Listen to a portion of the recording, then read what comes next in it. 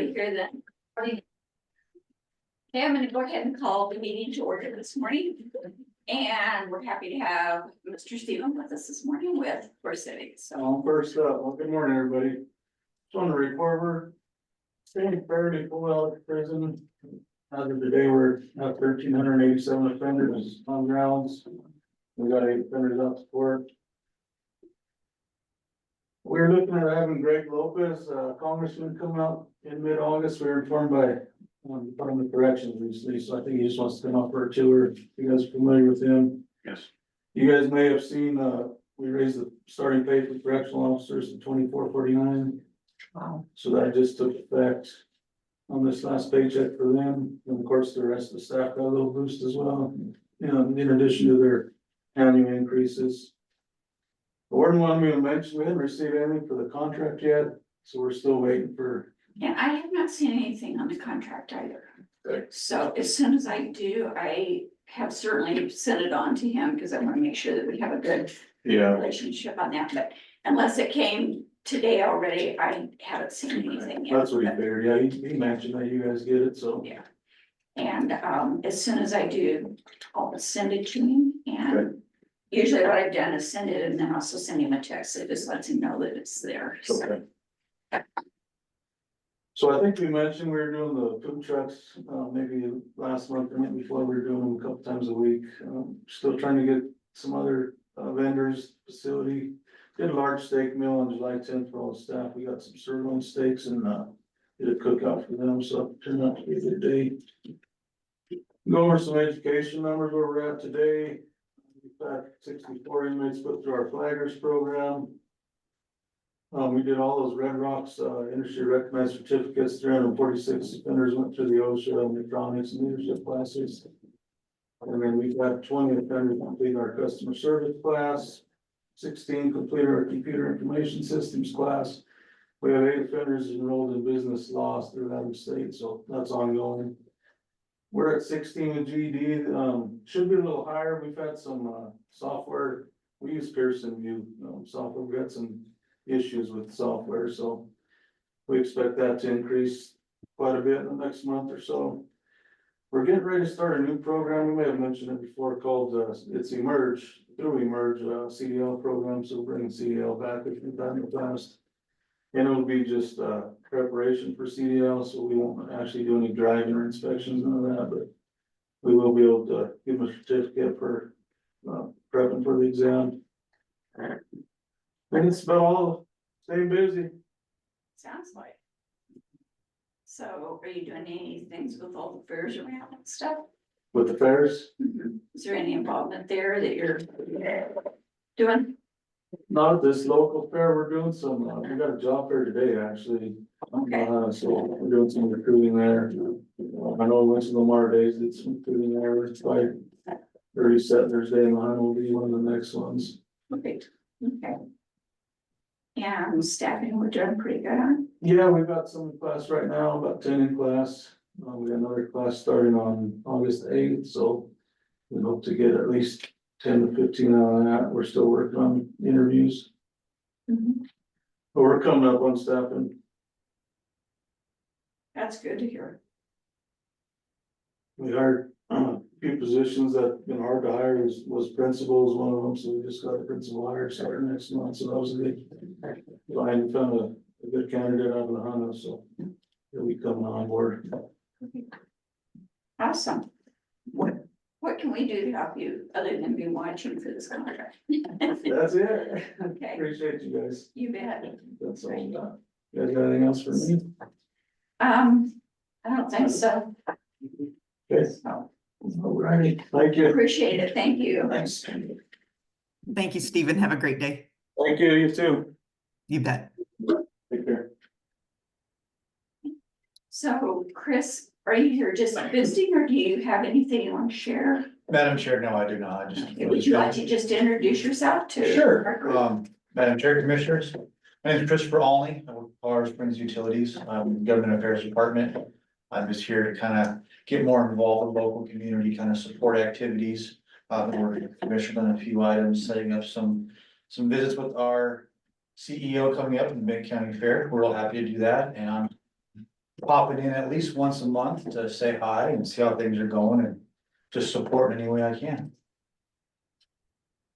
Okay, and we'll take just a second and kind of introduce you as well to some of the individuals who are here. So Bill Long is also a candidate that you didn't get to meet the other day, I believe. That's nice to meet you. Phil, I think you We met have, him. yes, sir. Good to see you again, too. And Jennifer Schofield is also. Nice to meet you. Nice to meet you, okay? And then these two lovely ladies, Mary Jane Lucy and Mindy Norman. Nice to meet you guys. You said Homeland Security? No, Forest Springs Utilities. Oh, utilities. Okay. Yes, ma'am. So, and the gentleman that just came in is our attorney, Nate Schultz. Nice to meet you. I just got here very early, so it's not even supposed to be part of this. You can feel free to ignore me if you'd like. All right, so let's go ahead and, move to our minutes. Yes.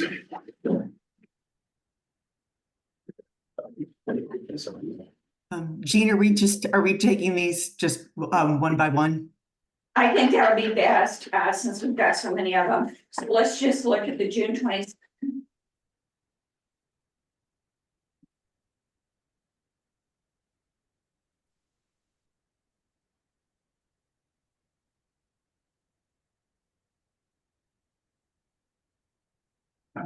Yeah, more Zoom participation than normal. I removed Sorry about that. Our apologies, that is Gross. a first for one of these. Yeah, that's the first time that's happened. It's been going through the courts pretty rapidly through WebEx too. I'm gonna have to figure out how to do that quicker. Sorry about that, Steve. I was learning almost on the job. Our apologies, that is not our normal way of conducting things, so. Well, getting back to the minutes, the only thing, at least that I saw in this first set of minutes, was just the time that we adjourned at the very end. Other than that, I didn't have any questions or. Sorry, I thought I froze down. Yeah. I No didn't worries. catch that one. So we apparently, according to this, we closed at 12:10 a.m. So it was a real long meeting. All right, is there a motion to approve the June 27th minutes? I would so move. Is there a second? No, it's okay, whichever one of us. Yeah, I think we both talked at the same time, so all right, so all those in favor, I, motion passes. All right, we'll go to July 11th.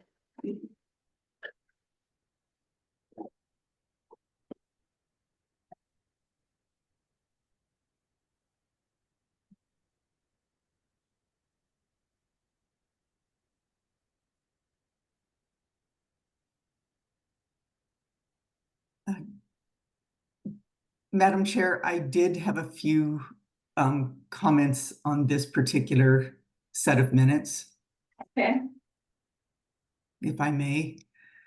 okay, In the on the first page in the paragraph, talking about Sunny Smith meeting with us, and specifically the second paragraph about the contract with Robert Arguello. I just think that in the future, it would be confusing for somebody to read these minutes and understand kind of what had been said about, it said McDonald thought that CTSI said we could do that as long as the pay was done differently. What I was saying there, Linda, was that last year when we kind of did the same thing with our maintenance crew, we paid them through their regular payroll specifically, instead of contracting with them. So instead of just another way that is kind of nebulous, I would like to point that out. I'm not saying that we need to make that choice about what we're going to do, but that's more clearly what was stated in the meeting.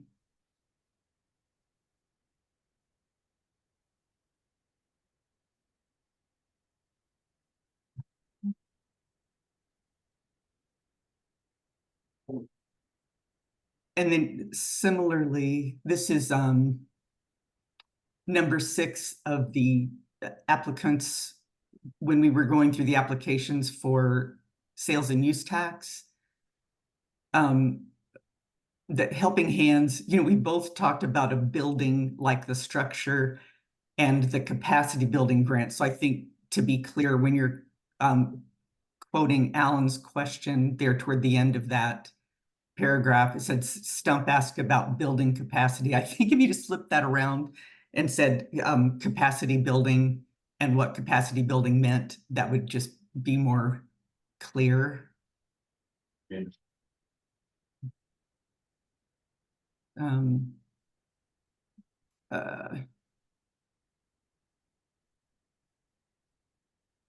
then there's like, I'm trying to find out what this was. Oh yeah, so right underneath all of the numbered paragraphs, it's the next paragraph starts out, Sykes thanked everyone for coming and explaining. I think you meant things and not thinks there. That's a minor point, but since we're making changes anyway. Should explain, explain things. Things instead of things too. Yeah. Yeah. And then on the top of the next page, Linda, and if I'm going too fast for you, holler.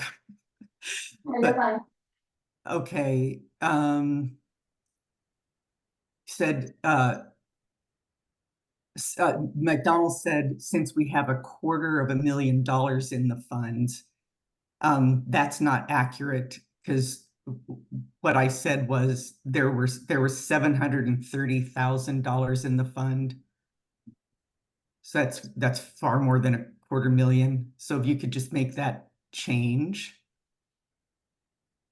And then when a little later in that paragraph it says, McDonald says we have already collected $200,000 this year, and that was 239,000.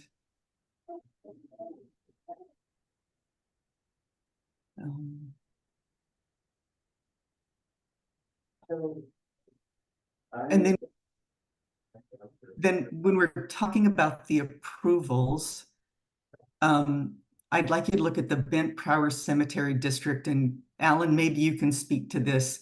I thought that we had approved an amount less than their requested $5,000. Is that your recollection? That is correct. I think we agreed to 3,000. I had that circled too. Yeah. Okay. And what was the amount? Was it 3,000 Make sure they don't. that we approved? Yeah, that was close to the 2/3, 1/3. Yeah. Okay. Okay. And those are all the things that that stood out to me. I think you need to get out of this Zoom entirely. I think it's corrupted. That's just a suggestion, but if we just want to keep kicking people out, that's fine as well. We'll have to probably do a different link. People can expand. We'll get a whole new one. Yeah, whatever you'd like to do is fine with me. Probably do a different link for our meeting in the future. That, and we might be able to, if we don't recognize the name and there isn't a last name, we're just not. There should be a way to ask them before you get the records. Come on, it's a public meeting. Give you a reason why they're watching. Okay. Is there a motion to approve the July 11th minutes as corrected? So move, Madam Chair. So you. Been moved and seconded. All those in favor? Aye. Aye. You can send a message. Motion to passes. Send a message. And we'll look at the July 18th minutes then.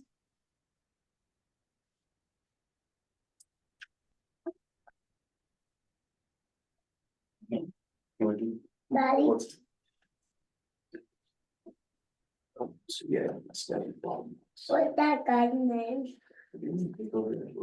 Yeah, it's, you can read it, but I can't read the code. My issue. You know how to do it. Sit over here by the, Kim's.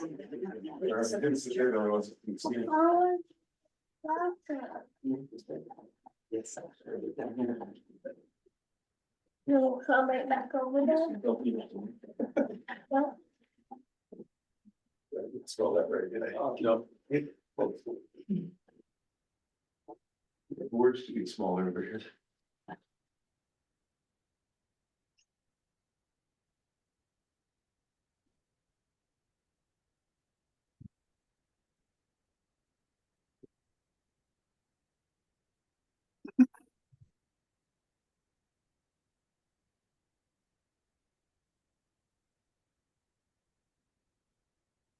Really now a good way to word that.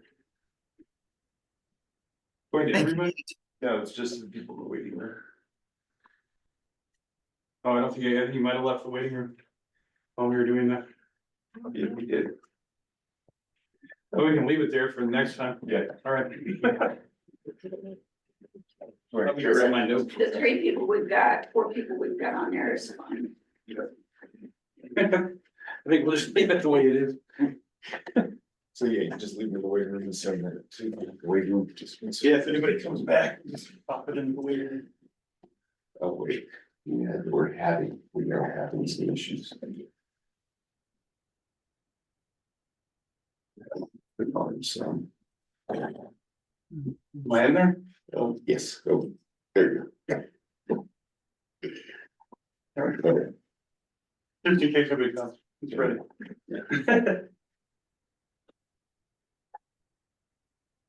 Open to suggestions on that last question, if anybody has better wording.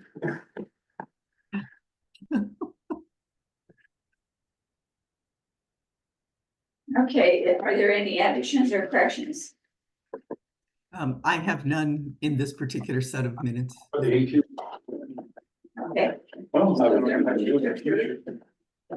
I so moved. I would second that. Moved and seconded to approve the July 18th meeting minutes. Okay. Oh, yeah, all those in favor? Yeah, we're on top of it today. I, The spammer is gonna put a top on. Yeah. Yeah. The motion is. All right. Jean, Yes, there are a couple of things that I noted that I would like to follow up on, or I think I would just like to kind of touch base on. And I'm not saying that this is the appropriate time, so maybe later in the meeting after we've gotten through some stuff would be fine. from Just the things min- that were captured in the minutes that we were going to do or that was going to be coming to us, that I just was curious where we were with those, but I don't need to take time to do that at this particular time. Okay. All right. Bills and payroll.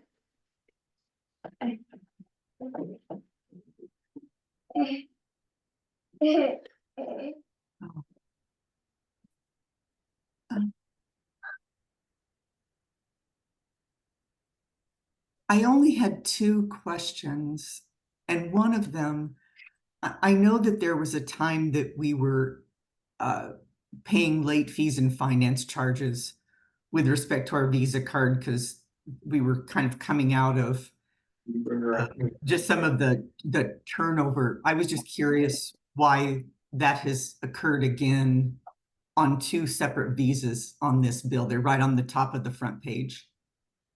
And they were pretty hefty, like one was $67 and one was $114. And so that's just money that's going out doing nothing for the county.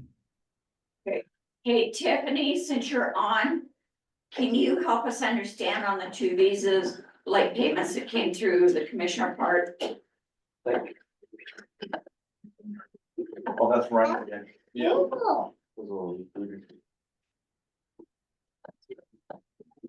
Tiffany, Maybe. He wasn't? No, it was the other guy. let me go ask for you.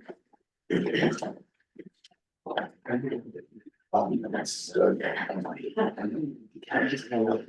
while we're waiting on that, we can look at some of these others, see what else we've got. I don't have anything printed out. I'll have to go get it. This is for, they want to separate out the land from the fall farm. We didn't have a check with it, so I told Betty that we didn't have a check. Apparently, it's something that dropped it off.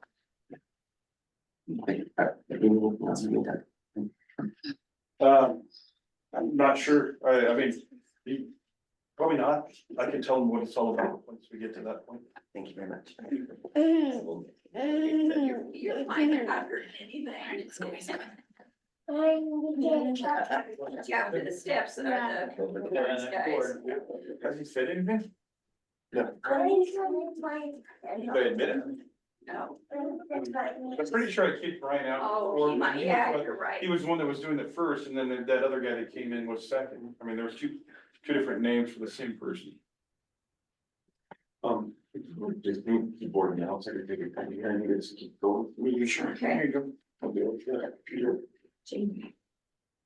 Tiffany is with a customer right now, but she said that those late fees are because she didn't have all the proper information for the card to submit the payments in time.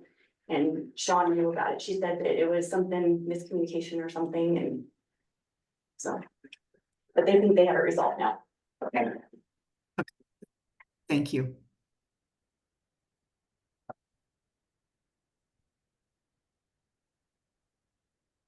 That's the only question that I had, Madam Chair.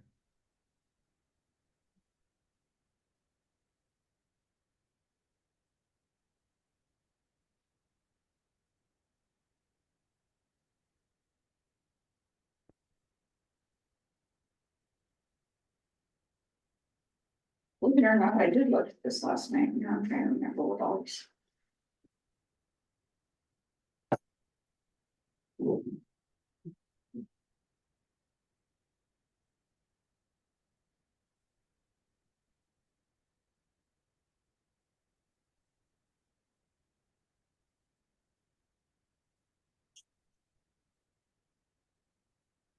The name on that second. This is Levy, this is Levy. Yeah, that's definitely. Or that might be Levy. She brought my glasses too.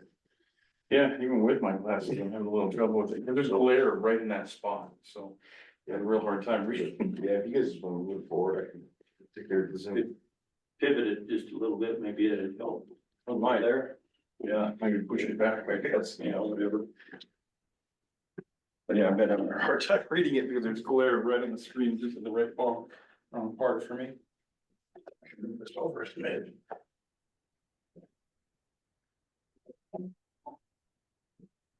Turn it a bit. Not going to get it. It's a lot better. I mean, it's calm.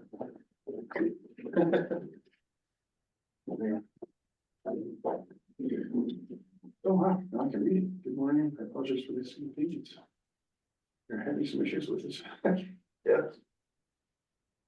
What is And it? I'm just curious, what is it that's on the right-hand side of the screen that you're all looking at?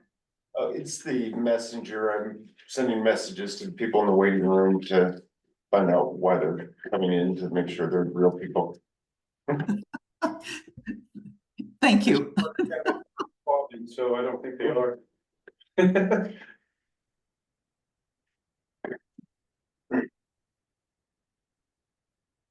Now there's only one in the waiting room, Brian. Yeah, for like a second, here this.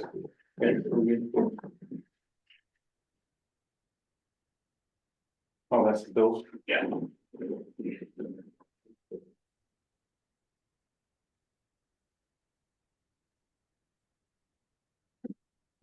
Right, is there a motion to approve the bills? I so move. I would second that. Moved and seconded, all those in favor? Aye. Aye. Motion passes. Kim will leave this wherever is the normal spot for you to sign in. Okay, thank you. It is the 25th. Yes, ma'am. Actually, it's in. Oh. It's 23rd. Wow, I'm the one to find it. that's what happens when you know what day it is. It's all right. That's the worst mistake we made today. We're just on a roll today is all. Hi, how are you? Good. Good. Good morning, Dee. Hi, Jim, wherever you are. All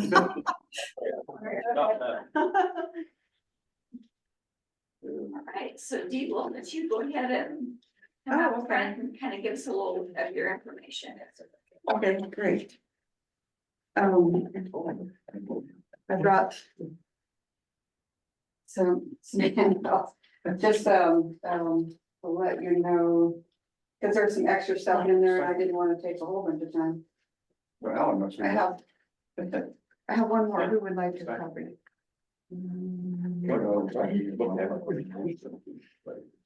So, yeah, just a little bit about Green Valley Recycling. We are a nonprofit organization and we do recycling in mainly the 3-county area, Bent, Otero and Crowley. And we have residential pickup in the towns of Swink, LaHunta and Rocky Ford. And we have about 470 households that we pick up at. And we'd love to expand that to other towns eventually. But on top of that, we do commercial pickups and you probably see our truck around here in Los Animas. We do have, in fact, we're here today picking up at like the high school, Loaf and Jug, Dairy Queen, a few other places here. We come once a week. And so we have a total of about 112 commercial accounts between that tri-county area. Then we also receive materials from other local towns like Carville, Walsh, Trinidad, Kiowa County brings us stuff, and a couple towns in western Kansas, Tribune and Leota. And then we have our collection sites, drop-off sites, and we have one here in Los Animas at the community, across from the community center. And then we have one in Fowler and Rocky Ford, Swing, LaHunta. So you got the ones at the fairground? In No, Rocky Ford. no. Oh, Rocky Ford, okay. So, and that's maybe what I want to clear up some confusion on, is the difference between our company and Southeast and East Central Recycling Association, and kind of the difference there. And so just to let you know how we make our income, we don't receive any money from the county or the cities other than the partnership that we have with providing residential curbside pickup in Sweeney, LaHunta and Rocky Ford. But we make, so the commercial accounts that we have, they pay us directly. So Los Animas and Bent County doesn't pay us anything for our services because the businesses pay us to come and pick up their cardboard. And we charge $30 a month for that weekly pickup, which is $30 a month, which probably doesn't quite cover our costs, but we do receive grant money, especially for equipment. We've received a lot of grant money and that helps us so that we're not spending so much money on buying trucks and balers and that sort of thing. Our curbside service right now is we're charging $9 a month, and that's in the towns of Swink, LaHunta and Rocky Ford for that.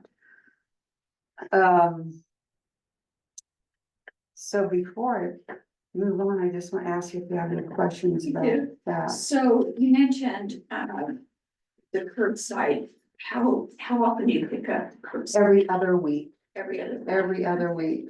Well, So like- ever buying the onshore. Where do you pick up here? They have one that's well, it had been. Is it over at the high school now? Is where your cardboard collection is at? We have one at the high school. We have 2 here at Dairy Queen. There. We go to the Prairie, the hog farm. We go to Fort Lyon. The collection site, we always pick up that. Let's see where else here in Los Animas are we? I think Starbuds. And we came out here, like a couple of years ago. First thing we noticed is like, there's no place to put our, aluminum cans. It's like nobody wants them or nobody picks them up. Well, see, Southeast and East Central Recycling Association has been there, it was on Sixth Street. By the fire department, don't they have bins? No, down they're there? They're now, yeah. Yeah, the fairgrounds. Oh, they're at the fairgrounds. Yeah, but there's no aluminum can. I think, isn't there one for metals? There's one for metal and there's one for brown and colored glass and there's one for clear glass. They're all at the fairgrounds. There, look again, because you can throw mix, I think you should be able to throw both your aluminum and your tin cans in with the one that's metals. Perfect, because I've been driving them all the way to La Junta and. Okay. Because I couldn't find a place to put them. So Oh, And that's that- interesting. Huh. as you go while you're driving. No, I think I'm out to, La Junta where they have that, there's a recycling place out there. And I just go in there and look at them. I mean, they give you money for them, but I'm pretty sure it's costs more for me to drive them out there than it does, than I. get.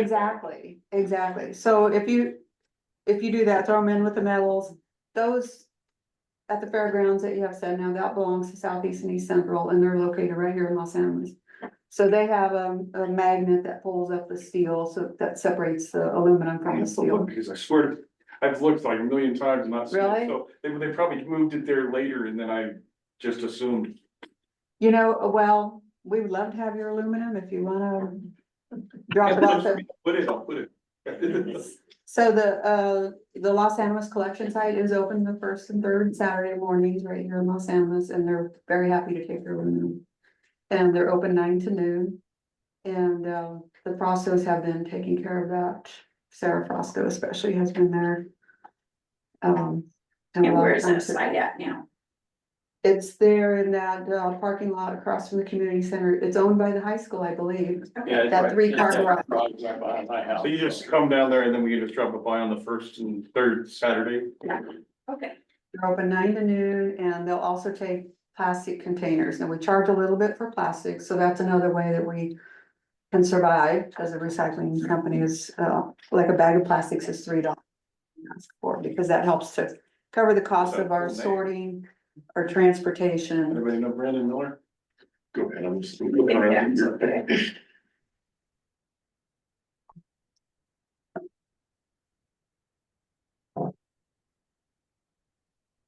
We just had some spam, so we don't want to. Okay, no, that's okay. Any other questions? And then I want to talk briefly about the new legislation that's coming down the road that we're trying to prepare for, and that's on that second page.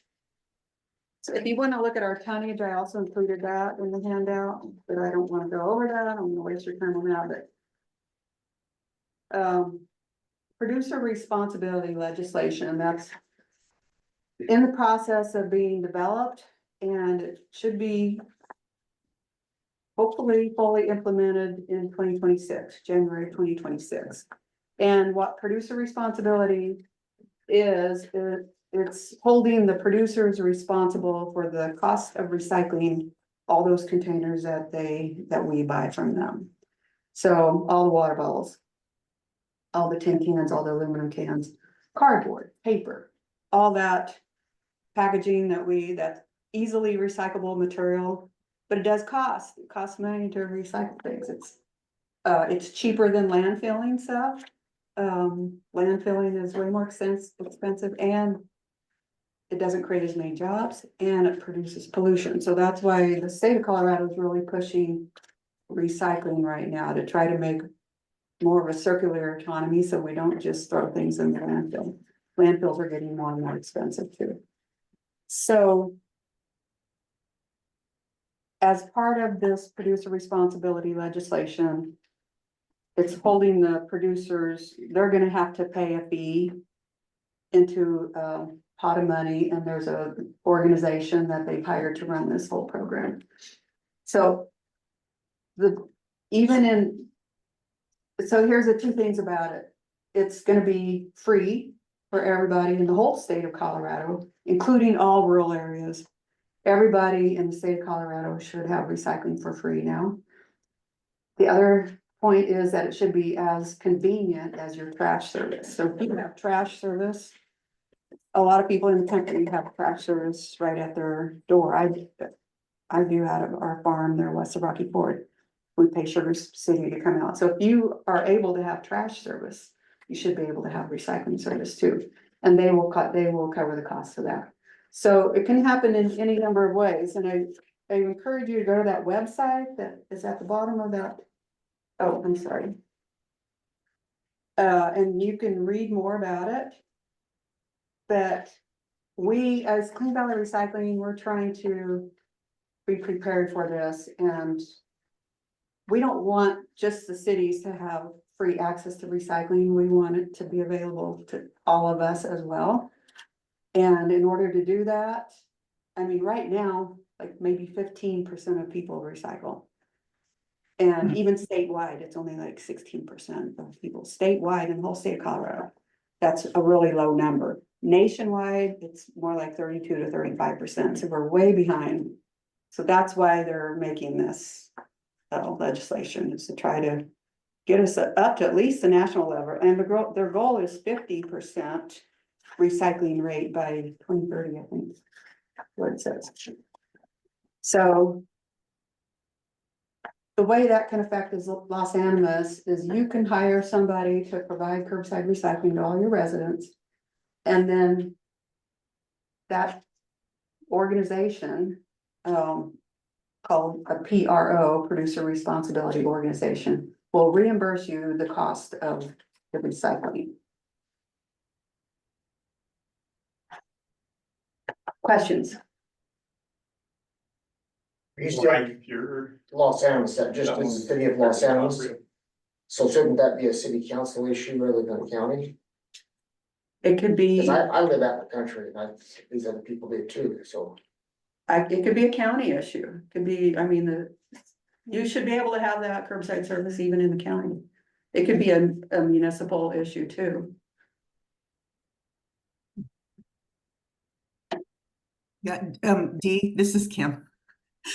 First of all, thank you for answering some of those questions that we had, particularly about the distinctions between what Southeast Decentral Recycling provides and what kind of work it is that you do and those. That's really helpful. I would appreciate it if you would leave one of your packets today with the other commissioners and just have them slip it in my basket so I can take a look at that as well. Yeah. I appreciate that. And yeah, we'll see what this legislation, how that rolls out. I mean, to your knowledge, I know that you said that Clean Valley is preparing for this legislation coming into play in 2026. Are there things that they're going to be approaching the municipalities or the counties about that we need to do, or do you know? If you don't know, that's fine as well. You mean as far as the state is? Well, I mean, if the legislation is coming in, is there any act that the local governments will need to take? See, I'm not sure about that yet. That's fine. I think they're still developing. They can't even tell me for sure how they're gonna reimburse, whether it's gonna be per household or per ton diverted from the landfill. So we don't even know for sure how the reimbursement is gonna work. But it is already law that they have to cover the cost. So unfortunately, that cost is still gonna be passed on to us, so we're still gonna be paying for it. Because when you ship something or whatever, they're just gonna add that fee that they have to pay onto your profits. maybe, maybe not. I can't tell you what they're gonna do, the manufacturers themselves, the producers that produce that packaging, but this kind of legislation is already in progress in over 40 countries around the world. And what I read on this website is that in those other countries, that has not happened. It hasn't increased the cost of containers to us. The amount of fee per container is so minute, but I can't tell you how that is gonna play out. I mean, it could be right, but having free recycling, I think the benefits way outweigh that kind of added cost. I just, you know, when I think of free, there's always a cost somewhere. Yeah, And to me, that's where I see that. but at least it's not coming out of your tax money, it's coming from them. Any other questions or? Well, do we appreciate you coming in? And Yeah. thank you for letting us know about the legislation. So that we can kind of stay on top of that as well. And there's, I can pass this on to Kim, I just want to put it on the bill under. okay, okay. And I encourage you to go to that website and read up more about it. Thank you for coming in, Dee. You bet. Appreciate it. Okay. Have a good evening. Have a good day. Alrighty, food for thought.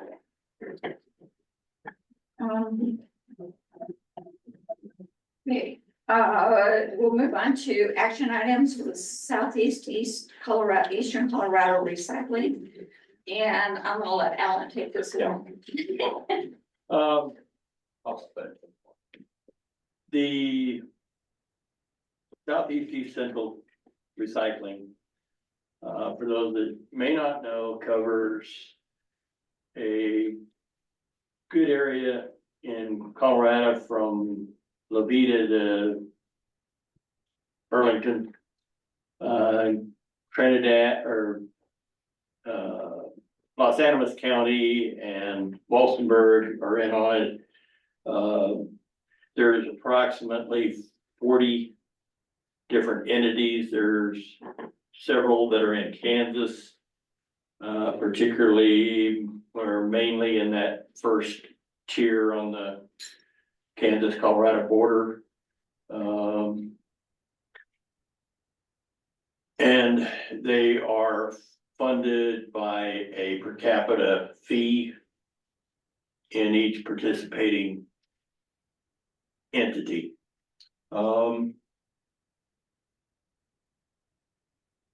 In 2022, late 2022, they hired a new director, whatever you want, basically accountant, bookkeeper, and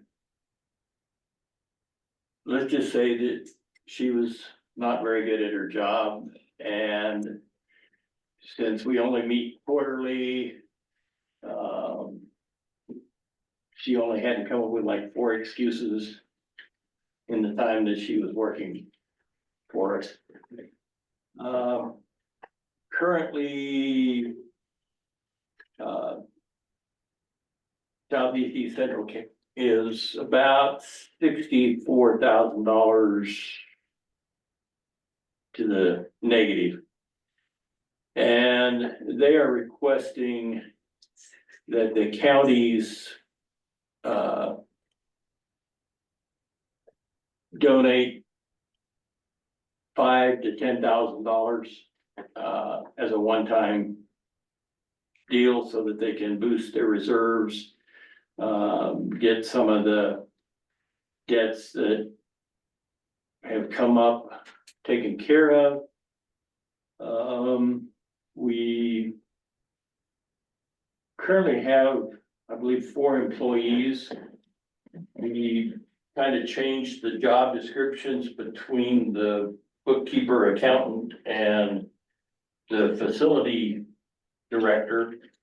And in order to do that, we had to give the facility director a raise. And they would, in his dedication to the job, he is going to donate $5,000 of his salary to Southeast East Central Recycling. He's also got a commitment from the current employees to only put in 80 hours a week or 80 hours a pay period, where they were drawing some overtime occasionally. But he got a commitment from them to do the 40 hours a week and that's it. There are some outstanding revenues that they are working on. I should probably explain. A lady by the name of Reva Phillips has been with Southeast East Recycling, pretty much from their inception. And she did all the bookkeeping and everything up until she decided to retire. That's when they brought in the new person. After the new person was terminated, actually she resigned. Reva took over the job and has got the bookkeeping or the books back into a readable order, and so that things balance. And effective January 1, they are raising their per capita fee from 20 cents to 30 cents. This is the second raise that they've done in like 20 years. And they went from like 17 cents to 20 cents, and then they had actually 12 cents to 17 cents, and then 17 cents to 20 cents. They've been working real hard to not have to raise that, but in light of the past 12 months or so, they're gonna have to come up with some more money.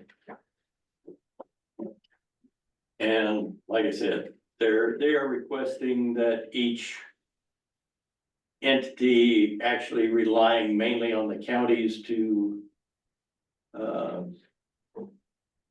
donate the $5,000 or $10,000. So I'm gonna also add yesterday, Alan attended the CSAD meeting during this period of time to kind of also be there to explain. So Kit Carson County was on that, which is not part of our 6-county region. A couple of other counties were also on that. And I think everybody felt like we wanted to come back and figure out how to keep it afloat and get it going again. But also just being very aware that there have been some problems and staying on top of that. And there was quite a bit of discussion about how it got to that place, you know, what are the expectations of the cities as well. I think they basically were saying that they were starting with the counties and then trying to also request money from the city entities as well. So this would be hopefully a one-time infusion, right? Yes. Gene, didn't they have insurance to cover this kind of embezzlement or what you might call it? You'll have to ask him on that part of it. There was a small amount of embezzlement, well, not just for benefit of the doubt, very poor bookkeeping, okay? It's not enough that it would be worth hiring an attorney to go after. We would lose money on the deal, probably more than likely. So, the board chose not to pursue that route.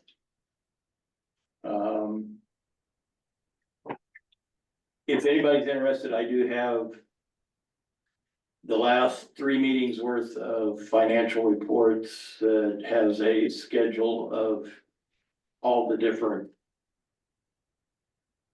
commodities that they pick up from each location.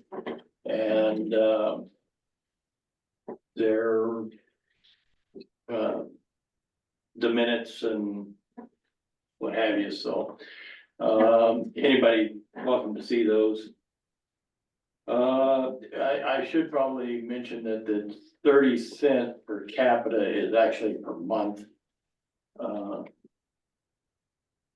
prior to this, they were working toward raising it to 25 cents, and then when we found out in what shape we were left, that we decided that we would just go for the 10 cents, so. And one of the questions yesterday is, was there CDs or reserved somewhere? And apparently those have had to be cashed in order to continue to pay payroll and that kind of thing, so. Yeah, we had one CD for 35,000, if I remember correctly. And that was cashed in to meet payroll at the first part of this year, so. How many entities are they asking $5,000 from? Well, 6 counties for Yeah. starters, and then if Kit Carson is willing to do that as well. And then I'm not sure whether Warfano is actually involved in it, or if it's just Walsenburg itself. And then Los Animas County also has some, so I don't know if they're gonna go for the city or if the whole county is involved in that. So essentially 6, which should be $30,000, it's still not even half of what they need, right? Right, and that's why we're hoping that if we did the 5,000, then each of the other cities could be put in at least some to kind of help infuse that. So that the counties aren't the only ones holding up. I have a similar question as well, Jean. What was the discussion either at the Southeast East Central Board, Alan, or at CSED yesterday? With, I mean, if there are counties both in Colorado and in Kansas, as well as municipalities, why did they not consider kind of going to each one of those local governments and making an ask for a lesser amount that was spread out to all of those local entities that benefited instead of just to the counties? Can you help me to understand that? My understanding is that the board member from each of those counties was to bring this to the attention of their county and come back and report to the board as to whether they would be willing to donate or not. Okay. Okay, and then, so the per capita monthly fee, is that all paid by the county? Like none of that comes out of the city of Los Animas, does it just, or does it? Pardon? It's like 2/3, 1/3. Okay, yeah, that's still just kind of curious to me why they would not go to each of the paying local governments asking for some contribution. As opposed to just the counties. That was a concern expressed yesterday as well. Camas, the county shouldn't be the ones picking up the full load of this, since a lot of the cities are the ones, cities or towns that are. However, there may be some towns that are in a situation where they would not have funding, period. Right, but if you don't pose the question, you don't know that. I hear that. I'm just curious. It's just an interesting conversation to me. And why just Colorado local governments and not? I didn't hear you say anything about Kansas being asked to make a contribution. There are several of the board members who are from Kansas, Goodland. Their representative attends regularly. There's, I have to look back on the minutes, but there's at least one other Kansas representative on there.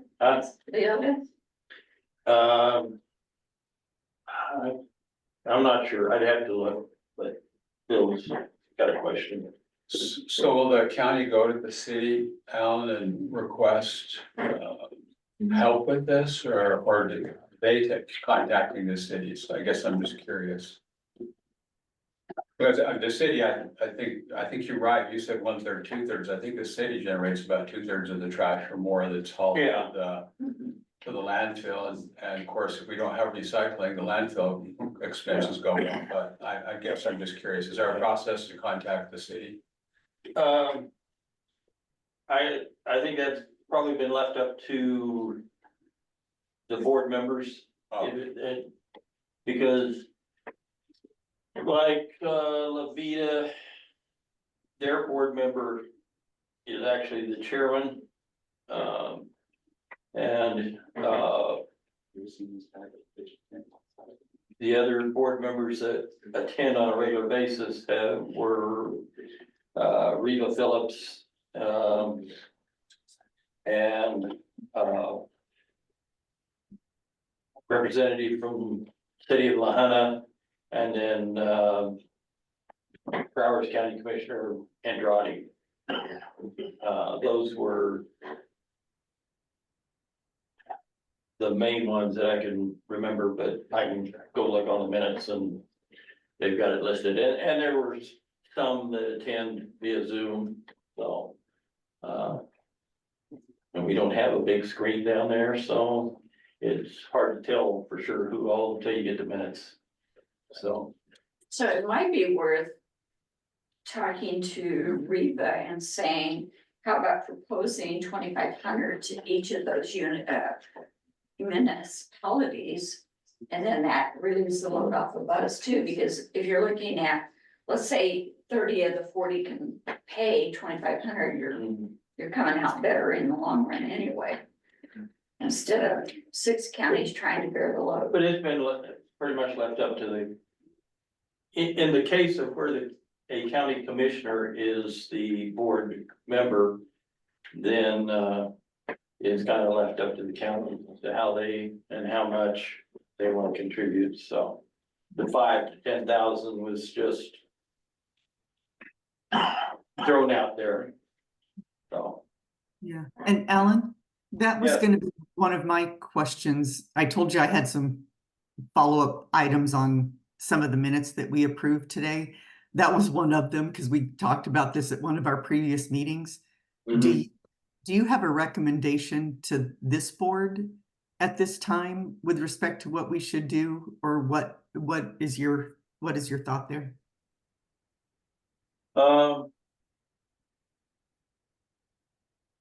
I would kind of point that, like, Baca County, actually, Baca County itself does not participate. However, there's only one of their Cities. city, whatever, unincorporated, whatever, that participate. Or that does not participate, and, so the county, it seemed like they would at least consider joining on the county basis too. So that may. The way I understand from Rick Butler, one of Baca County's commissioners, was that they last Thursday moved to approve up to $10,000, depending on what the other counties had kind of agreed to do. And then during our meeting yesterday, Crowley County said that they would consider the 5,000. Otero, I don't know that they had a commitment. They needed to come and kind of take a look at what they did or didn't have. Bring it up at the meeting. I don't think Prowers made any, but those are the two that definitely had some things in there. So. Okay. Is it something that we? Okay, so what is the recommendation to this board, including the recommendation to hold off until the Southeast Board has had an opportunity to explore some of this? I mean, do you have a recommendation for our consideration? Even the counties that had committed to a donation said that they would not be able to make that donation until January 1 at least. So. I thought that was just one, that was Right. Kit Carson County that said Yeah. that, yeah. Yeah, but I think probably that's what most of the others will come to the conclusion of anyway. So how do you Well, operate? I vote for that. There you go. We have the per capita comes in on a quarterly basis, and so we would have just received, or we should be receiving one. The payment this month and one in October. So will that be enough to take care of the fuel and payroll and that kind I of think stuff? that'll cover most of the operating expenses. I can go grab my paper. That's okay. I've got it right there on top of the desk still, so. But So is this something that maybe we could kind of discuss a little further and maybe call a couple of the other counties that didn't make commitments Yeah. yesterday? And then discuss it in a work session and then make a decision a little bit later? Would that be something that, I mean, I think I need to know a little more about what the proposal is to include the municipalities as well as Kansas, because they're going clear to Kansas, Hugo, Levita. So I don't think it would hurt for us to have a little better understanding of what some of those others are doing. Yeah. So is there a motion to table that until we have further information? I so move. I would second that. Moved and seconded, all those in favor? I, Motion passes. Okay, Mr. Jake and company. Morning, gentlemen.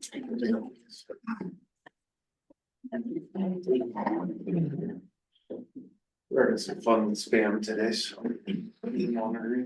Great. So if you hear foul language, if you see bad images, I apologize. Yeah, Everyone's interesting. okay. So bear with us in 3 seconds after this, I'm trying to. At any rate, the reason that the commissioners have asked you to come in is a concern with the overdrawn inmate account, and we've talked to you over and over about the spending within the county and the county budget. And so I think we're at a point now where we have to do something. You received a letter on Monday that said that your spending privileges or spending authority has been suspended at the time. Yesterday, was it yesterday, day before? I believe you had a meeting with some of our staff and Nate to kind of start thinking about how we move forward, but still controlling that situation.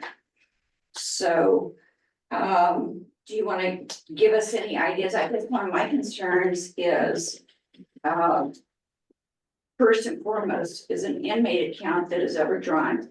So my first question for you, at least, is how many inmates do we currently have that also we owe money that would have been in that account? No idea, that's stuff to say. So the reason that account, it's been overdrawn before. I believe 3 years ago, but the person that ran that account, we fired 6 months ago. They caught up everything except for there was a home life expenditure that they didn't know existed. So they paid that out, which they don't know how much money is in the account ever. Because it's accessed by you and Kathy only, so we track it as best we can. We call over here, they usually deny us to tell us how much money is actually in the account. So we track it based on our expenses and what we should be receiving in there.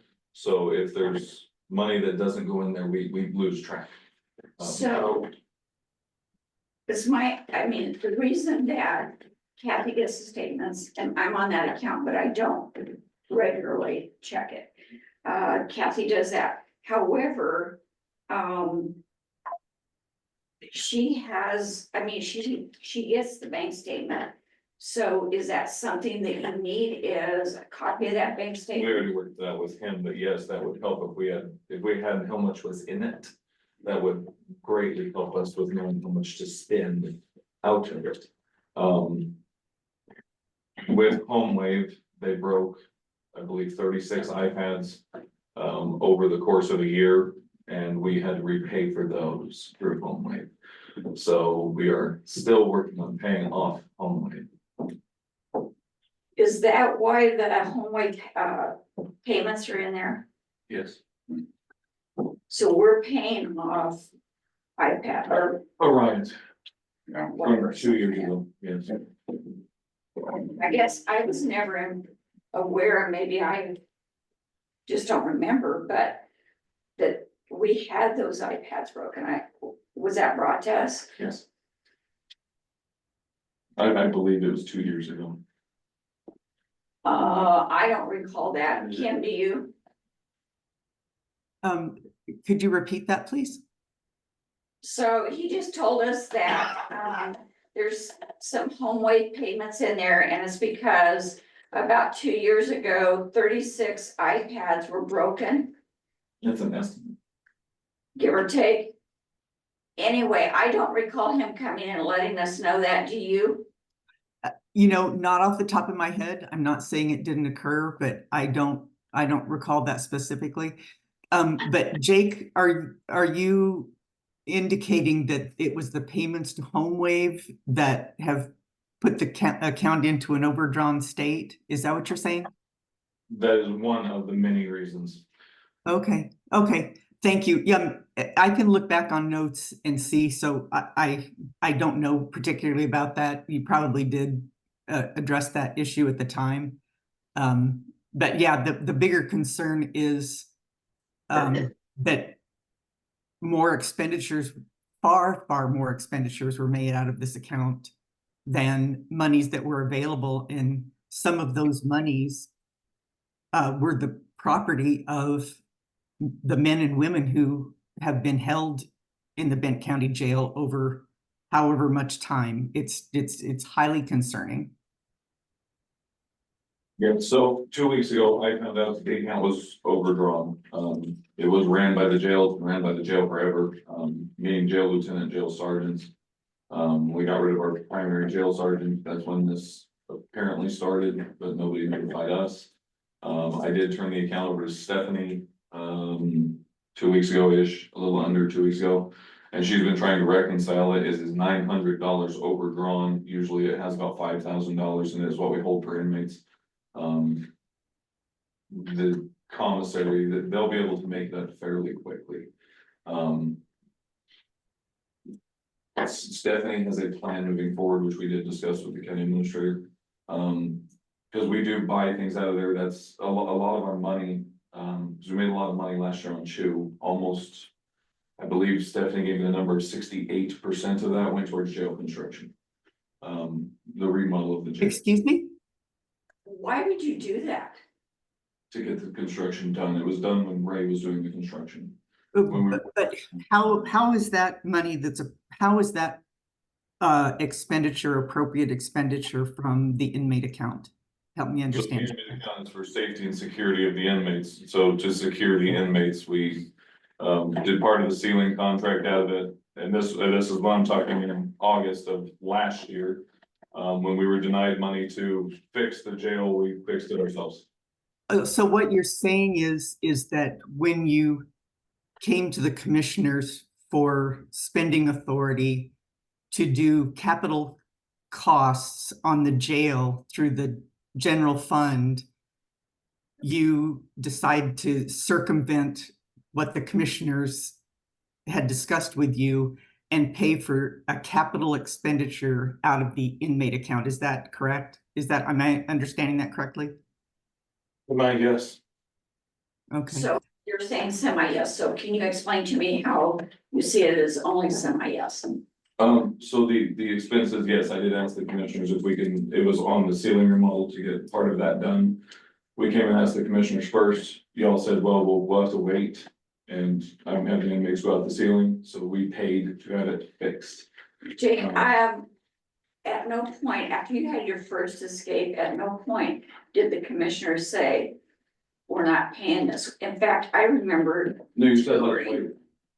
I remember touring this and saying, let's get it done.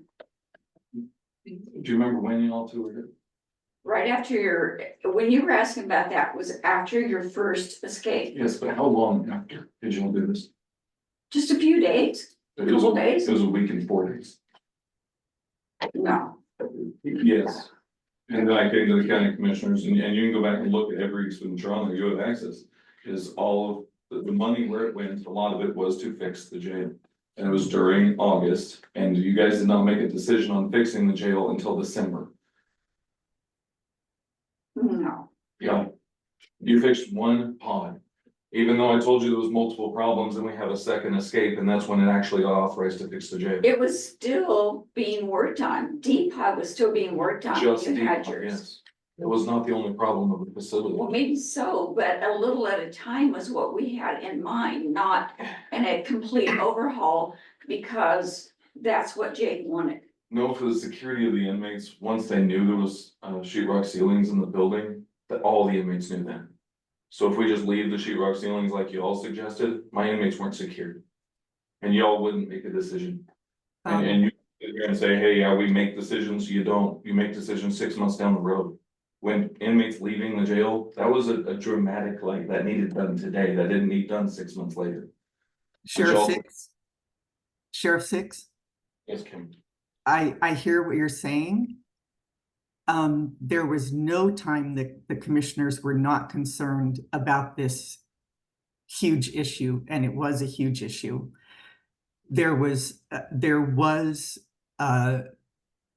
a difference of opinion about approach to the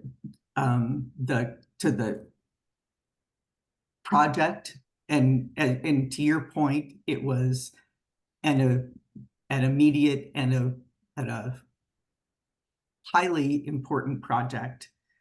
Things were moved quickly to get people out of the jail, to get work started.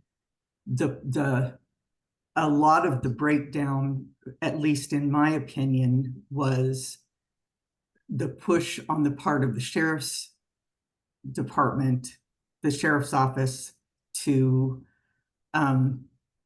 move forward with work that had not yet been defined, that we didn't all have a clear understanding of what was going to happen when, what was scope and sequence. We asked time and again for somebody to be able to tell us which things were absolute immediate needs and which things could be phased, because we knew that this was going to be a huge cost. I mean, all of those things were factors in this decision making. And the issue that we're talking about today is not the issue of what work was done when. The issue that we're talking about is the misuse of funds from the inmate account to do things that clearly do not fall under that account, as well as your, as an elected official, circumventing the commissioner's clear response to a request for a particular purchase order and saying, I'm going to do it anyway, and using another account. I mean, that's what we're talking about today.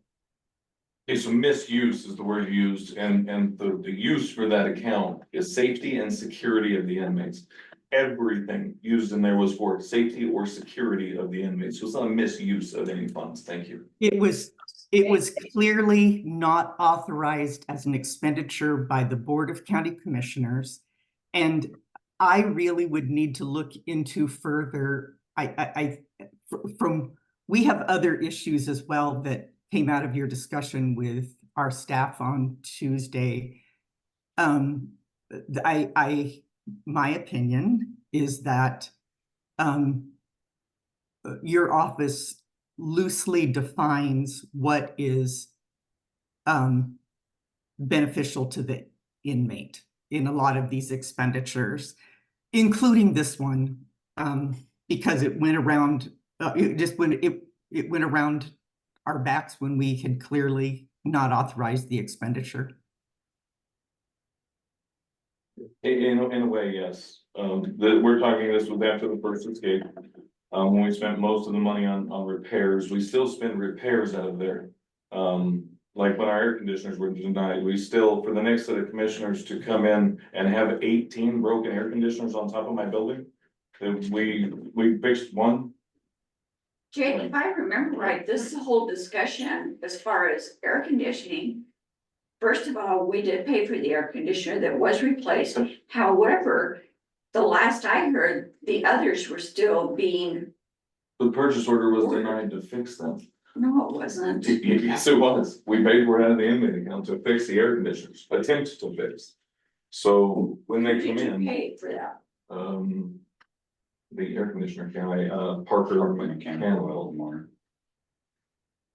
I just called him yesterday to look at another one because Depot doesn't work still and their portable air conditioner went out and it's about 95 degrees in there for the females. So the lack of maintenance in the building, and this has been going on for years, but the inmate account over the last several years, including before my time, I called Sheriff Encinius to confirm, but a lot of the maintenance done at the jail facility has been done by the inmate account. Because of lack of funding for the commission, from the commissioners. We have $30,000 to fix a jail that a toilet's $5,000. The other side of that, Jake, is a good deal of the repairs that you're doing are not in your budget. They're in the capital outlay of the commissioners. So How when we didn't ask for it? Because we had a 30-minute budget hearing. You don't know what we need for the jail. You did not. We always get a 30-minute budget hearing. Last year, I think we got 45 minutes. no, this past year, you were in here well over 2 hours. We made sure that we had time for Do you. you genuinely think 2 hours is enough to discuss $4 million on your 3 million? Well, I would hope that we could get that done. Well, we didn't, and it's the budget that you guys approved without my presence or without telling us. It doesn't even remotely work. Madam Chair, Yes, is it acceptable if we bind, just put boundaries around this particular conversation around the issue at hand and not expand into budget discussions in 2023 or 2022 and talk about the issue that has brought us to the table today? Can we do that? Yes, and I will speak on the expenditures that we talked about. I don't know what the issues were with those, but our courtroom is under remodel. One of the biggest expenditures he brought to me that is unjustified was 2 iPads from Vero Wireless. Both of those were bought for court. So we used to use JBBS. They have 2 iPads. We were using them for court. They were pulled from us because they just started doing telehealth for our inmates. So we have no way to do court. So in one day, I called and said, I need an iPad and I need it here by tomorrow morning because I have court at 10. We got one that day at 9-ish in the morning, and we got another one 2 days later. I think the issue with that particular thing, Jake, was not a purchase of iPads necessarily, although that could have been a purchase order and should have been a purchase order as well. But well, unless it's under your amount. The question there was your ability to bind the county contractually. So that was not a purchase of equipment as much as it was just not being able to bind the county. So we're under a Vero contract. That's how we have cell phones throughout the entire building. So it's not that I added to the contract. It made the contract longer. Every year we renew the same contract, but all it did was extend the contract by a year if I got these iPads. Okay, well, maybe that's our error beforehand then in allowing that a contract in the first place. Not allowing the contract, but having the wrong party on the county's behalf enter into the contract.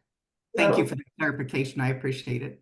all contracts have to be signed by. It was signed by the commissioners. I don't know when. So then when you extend that, then you went outside your boundary of what you can do.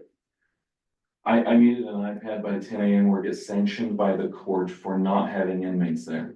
This is the kind of thing that every time I do this of something that is 100% necessary, y'all don't call me and say, what is this about? I get notified with a letter from a lawyer that says, you guys spent this and the biggest expenditure problem was iPads. Actually, that's not true, Jake, not even close. One of the bigger expenditures, now that you bring that up, thank you, was a pretty large amount spent to SECO. And I know that you already pointed out that you paid monies out of the inmate account to do construction. Yes. But it was in my recollection, I don't have it in front of me right now, but that was about a $12,000 expenditure. So it is not so the statement that the highest expenditure on there and the big deal was 2 iPads is not even close to accurate. And it was highly concerning. That was the budgetary concern that was brought to me. I believe one of the only ones besides vehicles. Right? Yeah. Overtime, personally.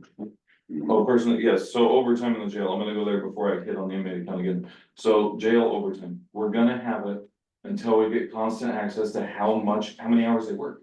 We have no access, like, I know when a jailer gets overtime from the time clock, the day they turn in the time sheet. So I think it was yesterday, she sent a copy of, it said she would send it every 2 days for over, how many hours our jailers are using. So So it should help. it'll help a little bit, but we'll maybe 2 days behind on some things towards the end of the week, but. If we actually had access to how much our employees work, we wouldn't. We wouldn't Well, know. the other side of overtime. that. You don't know how long your employees work? Some employees are checking in 15 minutes early, they check in 7 minutes early. That's most of their overtime, and no, we have no idea when they clocked in, besides watching cameras. Everything is ran through HR and it's all secret, Huh. so we have no idea when jailers.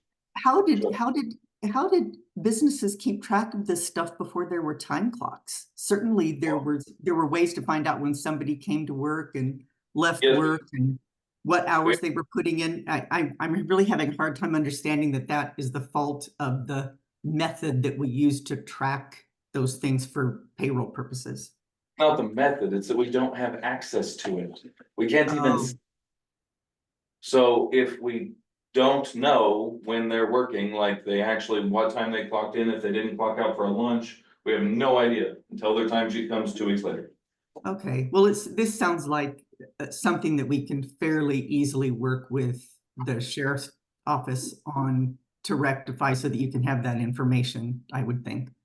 Yes, and we've asked multiple times to get some kind of access to it. Even view only to where we can monitor. The system that was sent is 1 employee per page. So it's gonna take Stephanie several hours a day to see who's getting overtime and who is not. Well, so it sounds like it's a work in progress and we need to just kind of come up with a workable solution for that. Yes. That would make sense. But ultimately, it's on the management of each of the office to know what their employees are doing, and to the extent that we need to help you by the records, absolutely, we're willing to do that. And I don't know the program, so we can help Sean to help you get the information that you need from that in a timely fashion. I think that's something that's easily done. If we could get, like I've asked before, if we could get view only access for my administrative assistant Stephanie to have just view only access to when they clock in, and it shows, I've seen the program.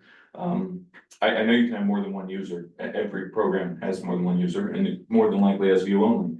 But if she had access to see actively when people are clocking in and out, we could shoot her ass and tell them to stop clocking in early. Why'd you clock out late? We can do all that before their time sheets due. I think that's something we can look into. I mean, I don't know the program, so I couldn't tell you how that would work, but certainly I think that's something we can look into. It's not an option for view only. And so to give access also means that gives access of a possibility of switching switching somebody's times or whatever else. So that's, I think, the reason that she has been reluctant to do that, Kim. Okay, thank you for that clarification, Jean. I appreciate it. I guess my point still is we will work with your office to do what it takes to be able to get that information in a timely fashion so that you can make decisions about your staff and limit overtime expenditures. Yes, as for patrol overtime, I believe I explained that. Did I do it sufficiently for you? Doug? I explained what you said to me. Okay. I didn't know that there are people like Spear and other people that are on your patrol that weren't on my list and other things like that. However, they, like I said, I did inform them that there is a training issue, and until these people are through 100% of their training, there is likely to continue to be overtime in the patrol. Right now we have. I do have questions about, well, I'm not gonna, it's not my part, so. I'm just, sorry. So let me kind of finish up with the inmate before we go on to that, okay, the inmate account. So as I was digging through some of this on January 9th, you wrote a check for $14,028 to DSL or LRF, I think, which we later researched was apparently a drone. Yes, that is our office's drone. Who's authorized, who's certified to actually fly this? Brody Snow. Do we have a copy of his certification in his file? I don't know if you have a copy of it yet. So we need to have a copy of that in the file. Okay. Okay, and I guess my other question is what purpose does this drone really? How is that, as you say, safety and security? I've always understood that the inmate account is for the benefit of the inmates. No, it's for the safety and security of the inmates. So when we bought the drone, we did the same thing. Otero bought their drone as their inmate account. Multiple places did, and that's what we do is we basically, the dog also came out of there. The training for our canine came out of the inmate account, so we can search the jail with a dog. I think your interpretation of what's best for the inmates versus. It's not what's best for the inmates, it's safety and security of the inmates. That's the only thing in statute that says safety and security of the inmates. Can you tell me what statute that is? Well, I think it's case law, actually, correct me if I could find the statute. Yeah, so I got it from Weld County and it says safety and security of the inmates. That's what Boulder County says, that's what Weld County says. So I go off of basically what they do. As of this year, I can't purchase gas and I can no longer purchase nicety or necessities. So the only thing Would you say that again? I'm sorry. I cannot purchase the hygiene products for the inmates. Why? Because we are required by statute to give them hygiene products. It is not something that is nice. No, I mean, but why are you saying that you can't purchase those things? I go off of when Weld County changes their policy or Boulder County, when they change their policy and all their lawyers go through it, I follow their policy. Oh, so they don't buy hygiene items out of the inmate account? As of this year. Huh, okay. Okay, and can the inmates, just out of curiosity, can inmates, if I were arrested and were put in your jail and I needed soap, could my husband deposit money into the inmate account so I could buy soap from the commissary? You can buy, but you can buy soap off of commissary if you need extra, but we are required to give you a hygiene packet when you come in. It has soap, toothpaste, toothbrush, it has a litany of things in it, which has always been purchased by the inmate account. As of this, it will have to be billed to the county. Anything they buy on commissary, they want extra, that's still inmate account. But Okay, so thank you for that clarification. So when the inmates. Correct. If they're indigent inmates, meaning they have no money at all, even some of their commissary has to be purchased by the county, not by the inmate account. Sure, got it. So I guess my question still is, and this is why we're having the just a look into the account, the expenditures and the revenues over the past several months, just to kind of get our mind around how these things worked. But I guess part of my question still remains is if there were monies that were part of this account that were put into the account by either the inmates themselves or by family members of the inmates for the use of whatever commissary items they wanted to purchase, and the account is now overdrawn, so there are no monies available, even though they think monies are available, that's a problem. That's a huge problem. Yes, I agree with you. That's why when I turn it over to Stephanie, she does have the same order that is in our policy currently, is they have to keep enough money in there to pay out every inmate if we have to close. The person who took it over, due to lack of access to how much it actually was, when he called over here, he got a number and he tracked it to the best of his ability. without the use of a bank, because the bank cannot release the information to us and how much is in the account. Oh, Well, but our county treasurer certainly would give you that information. No, she did not, it was. all you need to do is come and ask for the bank statements. We did. Stephanie actually says multiple emails that asks for and we never did, ever.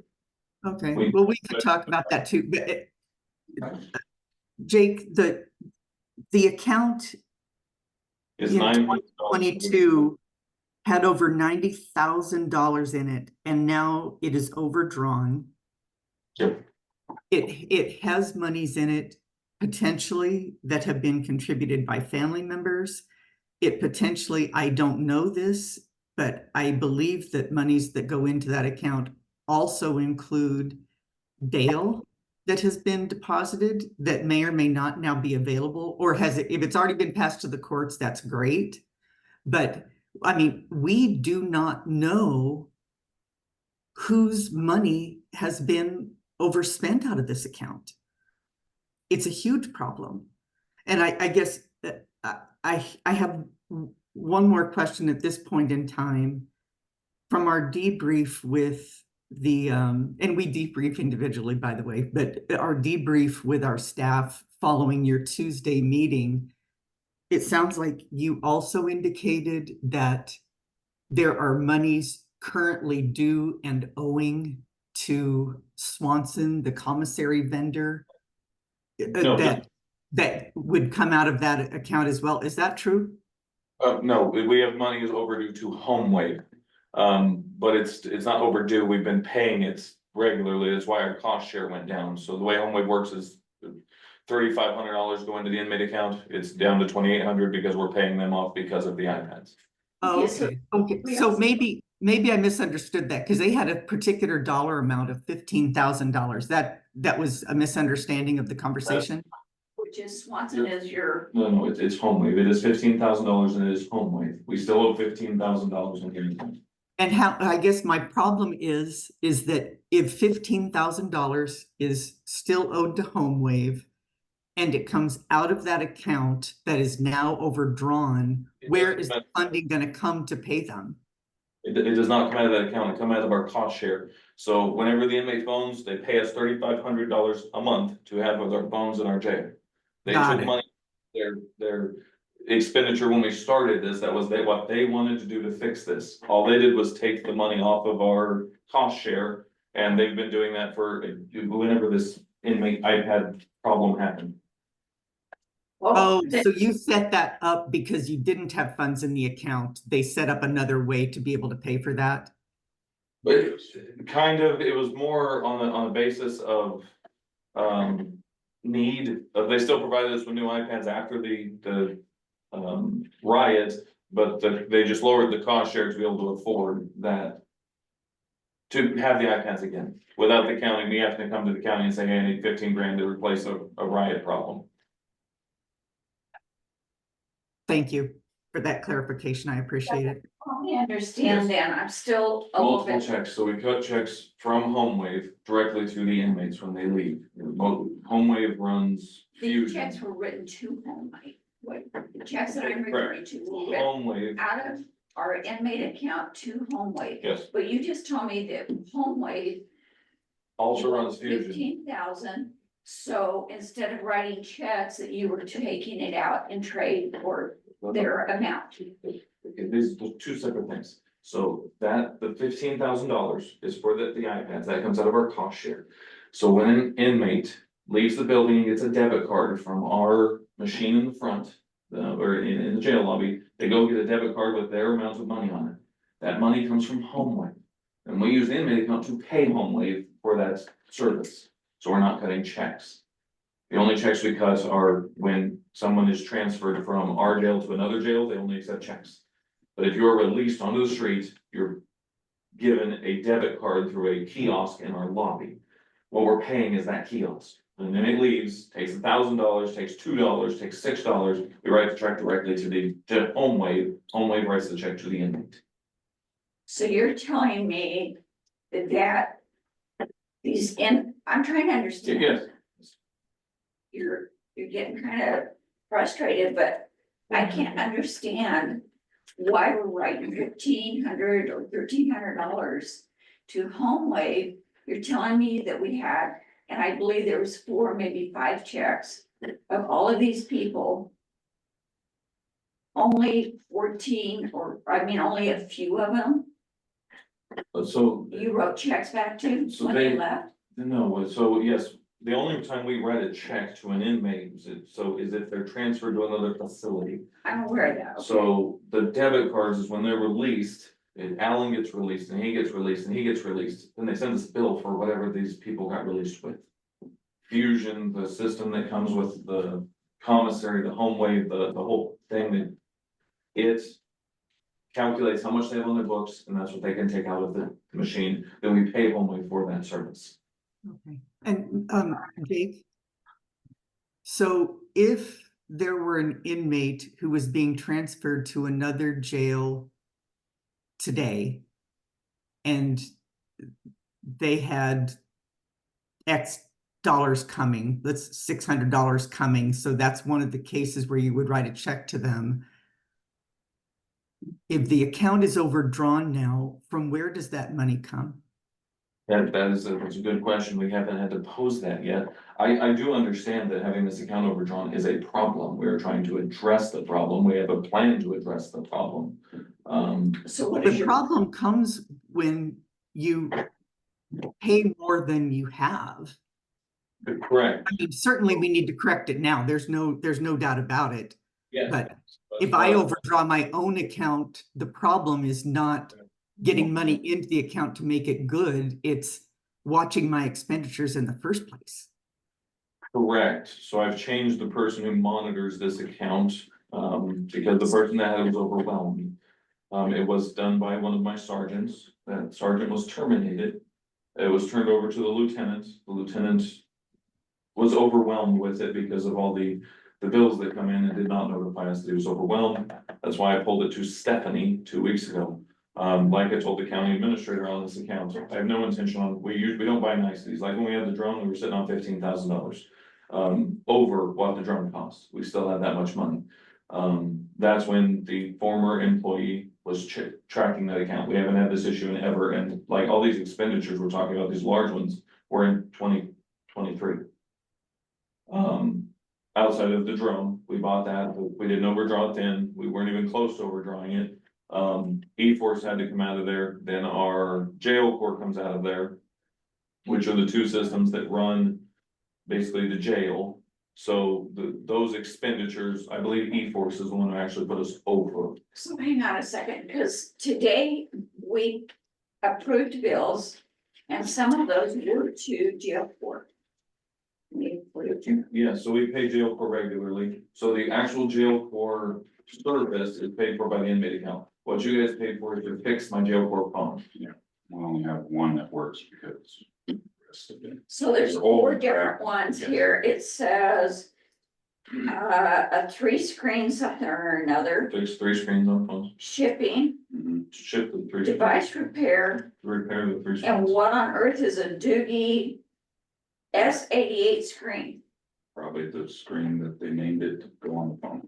Yeah, We have 3 phones that don't work, we needed them repaired, so our jailers can do rounds properly and calculate and log everything, and so that's probably what that bill is. Or more than likely. that is what that was. I sent off the phones personally. That is to fix them. So that's how we track the inmates. And they had 1 phone and it barely works too, but we kept 1, sent off 3. But those expenses, I do not believe me to come out of the inmate account. They were sent- That's why they were sent here. But this is the first time I recall seeing anything from jail court. Is that? That's correct. That's The just, service is paid for by the inmate account. It has been since we got it 4 years ago. But the repairs to the phones, we don't break them very often. So yes, this is the first time we've had the phones repaired. Okay, and then in these checks, is the check made to jail court? No, it's made to the company that owns jail court. Okay, well, our checks were written to jail court, so. I don't know where their specific company, it's like jail, it might be Jail Court Inc. or there's I do not recall seeing any of those as I've looked at the. We write the check to on their bill that says make payable to, and that's where we pay it. I do not believe the check is written specifically to jail. Can you find out where it is written to, so yes. that we can look this up and? Cause E-Force is the same way, E-Force, you don't actually pay E-Force, that's the name of the company, but they have a parent company and that's who we pay. You and I So know. if you'll look at both of those so that we can log those and make sure that we understand what's going on here. So, Well, basically what I talked to the county administrator about is in the next 6 months, we have no intention on spending anything out of this account, other than commissary and inmates. what's the magic in 6 months? And in 6 months, we'll have the funds back to start managing the account. And not just because 2 commissioners are gonna be gone? That is one of the reasons, yes. That's why I'm not fighting, and that's why I told the county attorney, and they probably conveyed that to you, is I am tired of fighting over everything. It's the same thing with just getting things done. Is every time we come here, it's a fight for necessity. Cause when the new commissioners get in, I'm gonna have to hit them with, I need 8 air conditioners. I believe it's still, it might, maybe 7. Pumps are on order. No, they're not. They were supposed to be, when Wick was still here, they were put on order. Yes, and then Wick canceled them because of a meeting we had with you guys that we couldn't afford it. So we canceled our air conditioners. That's what Wick told me, and That is not the case. I believe Wick thinks. We have these arguments constantly, that's why I'm to the point of, yes, I'm ready for 2 new commissioners to sit in the chair, because I think it will, make life easier, so that can offend the 2 of you, but. No offense taken. Yeah. Yeah, so I do, yeah, thank you for that. Thank you for that clarification. I appreciate that. Still, I appreciate the work that you do, because it's very complicated with all of these different avenues you need to go down to be able to provide services and to provide safety and to the home wave. It's very complicated. It's going to be an education for us to get the results of this audit of the inmate account particularly, which is the issue that we're talking about here today. And we're only looking at a certain number of months currently just to get our minds around the expenditures, the over expenditure, what those expenditures are, comparing it to the statutory uses of the account, all of that stuff. So it's going to be an education. There may be more questions later on once we get that information back. Certainly there were more questions in my mind after we debriefed with our county administrator and our county finance officer yesterday. Just my concerns remain, and we'll just, I don't know where this is going to go yet, but nonetheless, I agree with you, Kim. this is highly concerning. We haven't even had the discussion yet, and today's probably not the day to do it, is how to bring this account back into the black, so that it can be utilized for the purposes for which it's designated and designed. Because we're not there yet. I mean, certainly monies are still coming in some fashion from commissary or whatever. So I understand that there is a revenue stream. And again, looking at the audit of this account will help us to understand those revenues, how they come in or whatever. It's the expenditure side that is most concerning at this point. And I would agree with that the employee, without discussing specifics, has been reprimanded, and it has been pulled to Stephanie to better manage the account. This was not an intentional thing on the employee's behalf that ran this account. It was just it needed a financial manager attached to it. So like I told the county administrator, it's the same thing. In previous life, a secretary ran this. The last one through Dave was Brad Jones. He's the one who ran this program, so it's always been ran by a secretary, not somebody in the jail. So the jails where we turned it over, and it did overdraft, I believe in 2020. We rectified that under Randy Eddings. He kept the account, he did well. Since we turned it over to the sergeants, we didn't have a problem, but when we did terminate that employee, no one else knew about the account or access to it. So we did have an internal problem with spending in that account. That has been rectified by Stephanie taking it over and actually reconciling the account. And like I told the county administrator, all expenditures from that account, I will call him and say, this is what we're spending and this is why. It's the same thing with the budgetary iPads. Like I told him, I'll call him and say, hey, I'm doing this. This is why, like, that wasn't something that I can call and wait 2 weeks on. Like, every decision I hear is about 2 weeks. That's what it takes for us to get a car fixed. That's what everything is, and that's on a quick side is 2 weeks. Yes. Right, we're not talking about purchase orders today, Jake. We're talking about this inmate account that's highly problematic and very. Purchase orders in our meeting on Tuesday. But I understand the conversation was broader than that. It went into fuel cards and it went into credit cards and it went into overtime and other issues as well that are also highly concerning. Well, yeah, that's gonna be the bigger issue here is, so we have about $10,000 in nicotine pouches. Excuse me? We have about $10,000 in stock, of nicotine pouches that they're currently selling. So that should get us, revenue back. They did stop the sale, when the staff quit that ran that program as well. Because it takes a special person to run that specific program, so it has been rebooted. So help me understand, you said it takes a special person to run that. It's a pain in the ass. Okay, but what qualifications, what is it? Just, you have to look at their medical history and make sure that they can have nicotine. Then there's some paperwork they fill out that they can have nicotine.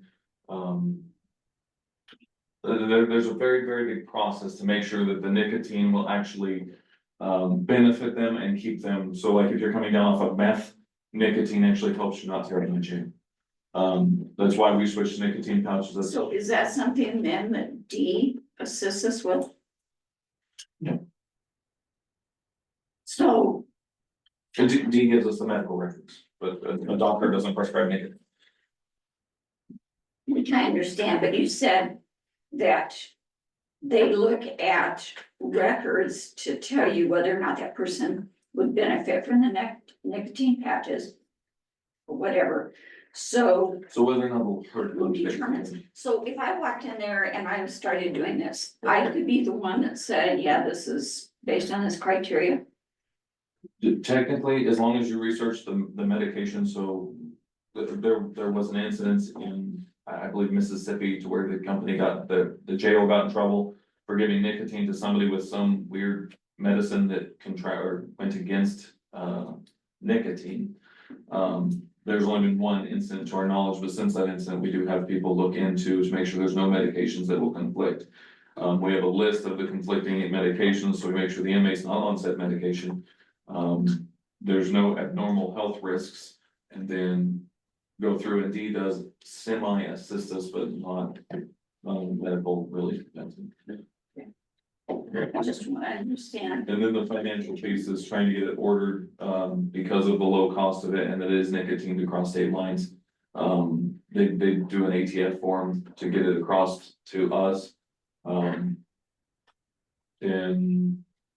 Pretty much logging and. then logging it, tracking it, and making sure that we track everything. It's a lot of work, but it does make a lot of money.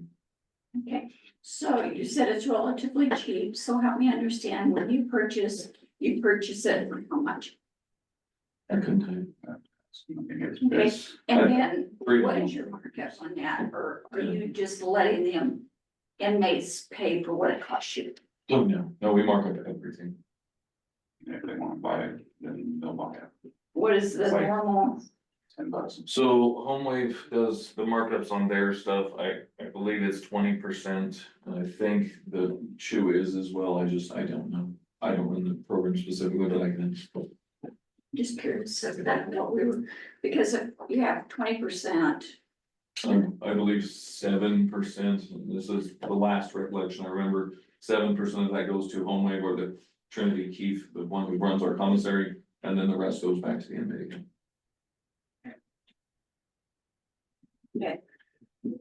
So we're working on several solutions. I talked to Nate about one. He's supposed to get back to me on how to fix this problem. Fix which problem? The inmate. Inmate, okay. I'm all good.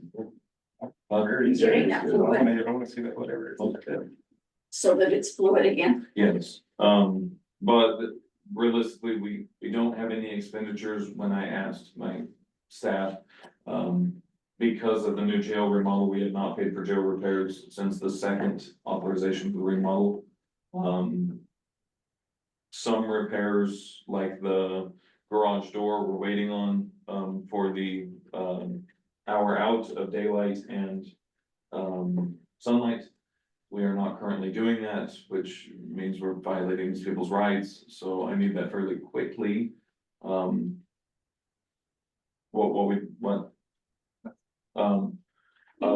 sorry, I'm sorry. The authorization, The rolling gate in the gym, so Yes, they can have their hour out of the daylight. The coil door. Yeah. the coil door and fixing that graded screen that they kicked out, because the We coil went went to the gym and looked at it. Okay, so far I have not seen any You were. It came from Eric. He sent it a week ago. when. About, It, I think Tuesday of last week. no. It was Well, change recheck order it. 2, I've already signed that and sent it back. Yesterday or last night, yesterday afternoon, I got a change order 3, but it was for electrical stuff. Okay, I believe it was attached to change order 2. I will check and verify, but that's one of the things we would If buy. it at is, the then end. you need to send it to me because I don't recall ever seeing that, so Yes, you may. he sends a lot of them. Yeah. But nevertheless, that's one of them that in the past, we would have purchased out of the inmate account to get it done rapidly. We did drill some holes to where they kind of have some daylight and some sound in our, plywood that was put up there to hold the gate on. But as you all saw, whoever did that, whenever they did it, they put boards on the outside of my building, so things like that would be purchased out of the inmate account historically. So since it's a pretty day, has been per year. Is there a way that periodically you take smaller groups and let them go out in the fenced-in yard? We have enough staff for it. Staff, they can call it staff. It just depends on if there's So- too many courts, transports, if there's enough to run the floor, and then there's a spare that can go out to the yard and just sit there and watch it. And usually If you have the numbers for it, yes, we could do that. Or 2. Just So, do I it. guess How many inmates? when I'm looking at 19 people, Spread across the week, Right. yes. but what I'm saying is you've got 1 or 2 doing this, 1 or 2 doing that. It seems to me like that would be one option, at least until we can get this. So right now we have 3 on shift. Otero exists physically. They pretty much just do transports and stuff. Yeah. Well, then that would relieve some of our guys, right? But no, they do their They transport. do their transport. They do not do ours. We still have to go back and do courts. So. Court is what is taking us the longest. So we have somebody basically dedicated to court after all the problems we were having with court. We have 1 person dedicated to court, 1 person dedicated to rounds, and 1 person dedicated to meals, meds, and commissary and the rest. Those are our 3 posts. If there's a 4th, like a supervisor, then we could send them to the yard technically, but we always require 2 people. But it's an hour out a day per inmate, and if we were to let them out in small enough groups where 2 people could watch them, it would take us all day, so we'd need 5 staff for that day to be able to manage. Is it something we looked into? Yes. Yeah. It was a program we looked into. We just want to make sure we have the staff that don't call off that day or. And also, the reason I say 2 staff, we used to, yeah, I'd be comfortable doing it with 1, because I could call us in. But with none of the cameras working on the north side of the building, I don't let the inmates in. Okay, so Motorola is in the process of putting those in, is that correct? Yep, they're in the process of finishing the contract. Oh, finishing the what, I'm sorry? The agreement, the contract, Okay, that's all in the work, thank you. And So we've already signed the contract, so I thought they were rolling on that. Not yet. There'll be more things for you to sign, I'm sure. Say that again, Jake, I'm sorry.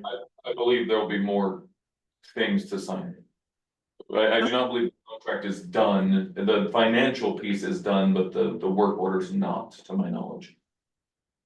Okay, yeah, I had assumed, as Jean did, that when we signed the documentation and back and forth, that they were given the go-ahead. I didn't realize there were still things that were holding up that project.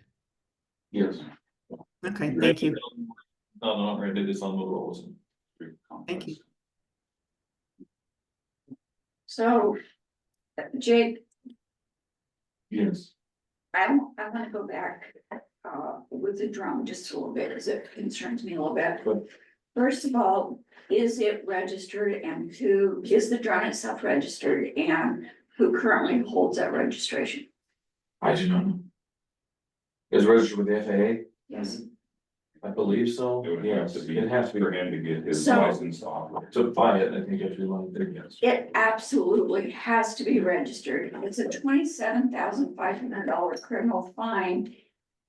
And up to $250,000 if we do not have that registered. I think also that, I mean, aside from the fact that you purchased without talking to us. There's also a concern in the insurance. And, Yes, county, the insurance does not cover drones. right, We're very well aware. Every county in the state has the same issue, and the CTSI does not cover drones. right. The drone is insured. So how is the drone insured? Now, the drone was insured, but not. But not the damage caused. Sure, yeah. But if the drone There's a big crashes difference. and causes a That's a serious injury, then the county is on the hook for it. But that's the same with a lot of things. But the drones benefits outweigh that. We use it for searching for bodies, for searching for inmates when they leave our jail. Basically, that was one of the things that would have mitigated some camera usage. Where we could actually find an inmate quickly. The way the inmate was found the second time. And one, the first time was both by Otero counties and one was by Crowers County's drone.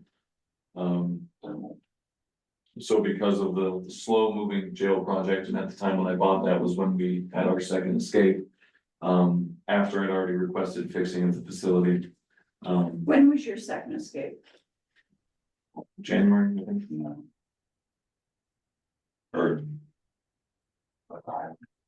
It's a highway. Yeah, it was right after conference, I can tell you that. So January, In February. I authorized the You purchase of that. purchased this on January 9th. Yeah, right as soon as it happened, I purchased a drone. So And at the time, we had the money to purchase it. it would have been beneficial for you to have let the commissioners know, even if you thought you could buy it through that. Simply because of the insurance and the liabilities and all those kinds of things, because by you doing that and using it, you're putting the county at risk for a liability suit. And that goes the same with the dog, we came and talked about it and talked about it and talked about it, we had 3 meetings on it, and then there was never any decision made, so we bought the dog ourselves. That's why we, Actually, you know, as I recall, we did have the discussion. You came in and said, oh, by the way, I got a dog given to us, period. And I said, how are we that gonna was the pay for second, that? that was the second dog, not the first dog. The second dog we turned down, but they were giving us a dog, but now we do not have a handler for the dog. So who's handling both dogs? There's no, we only had one dog, so turned down that because we lost our first canine handler. The Brandon Moreland is the king. He is Going not through the training, He's in training yes. So, yeah, at yeah, $2,500, is that right? yes. But he can't operate the dog without it. And I'm aware of that. Okay, so in your mind, aside from not buying anything else other than commissary out of this inmate account, what would be your, I don't know, solution to getting this back up. about it. The commissaries are home wave, it will reconcile itself. Stephanie is working on how much we have to exit the account, but mandated exiting. So any courts or inmates, so she's calculating that versus how often we're getting our home wave check versus how often we're making commissary funds. So then I have one more avenue that I'm gonna work with the lawyer on, and I'll bring that to y'all's attention when I have more information from him. That would help reconcile it, so I have 3 ways that I can fix the problem. I do have all of the staff that screwed this up fixing it. They're selling chew, and they're selling commissary, and they're gonna start selling some pizzas. To start making the deficit. And Gene, if I could add a little bit, that third way route, there's abandoned property inside the jail. We're just looking at the routes we have to take for each sort of category of property, so you can legally dispose of it for the county's benefit. Yes. Okay, so like cars and stuff would actually, No, this is cash specifically. where did this cash come from? Magic monkeys, I have no idea. I guess I would be reluctant to That's why I'm working with the lawyer. move monies without knowing where they came from. There's no way for me to know, so when I took over, several cases were not handled well. So we have inmate property and we have property and evidence that is not logged, not tagged. There's literally no case, no information. We've had E4 since the year 2002. Or 2000, and it should be an E-force as to what that it is, and it's not an E-force either. I have called the former employees and they don't know. Okay. Oh, and then, so I guess my question is, thank you for sharing that. So, Nate, I'm assuming that what you're looking into in terms of the potential use of these funds is the statutory parameters for what happens with monies that were brought into evidence. I don't know the answer to that question, but certainly it's in statute what the appropriate uses for that money, or what happens to that money in the event that it's out of an old case or whatever. I don't know if there's a place that goes back to the state, or if it's able to be transferred into a general fund. So I'm assuming that what you're looking into is just the legal options for the what can happen to that money. Is that correct? Yes, yeah. Thank you. So that is the third way we're attempting to fix this, is to do that. So before you move funds, if that's the direction you think. I will let him know. Before you work with other things, I would expect the commissioners to also be included in your email or whatever as to what you're doing with that. Yes, Because right now, that responsibility falls on the county. Oh, I agree with you. I am working to fix it. I get that this one was a problem. The budget, that's the other one that was in that email that I'd like to know which other things we had problems with that we didn't discuss immediately. But the inmate account, I believe we can fix in the next few days, I'm hoping. Okay. Well, I would disagree that it can be fixed in the next few days, because part of the fix in my mind is getting a clear understanding of the revenues and the expenditures, and a clear understanding and practice of how those funds are used.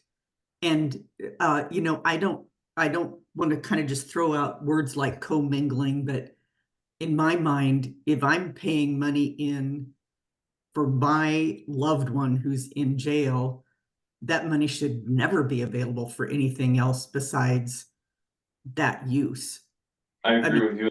And if the account is overdrawn, that money is no longer available for that use, period.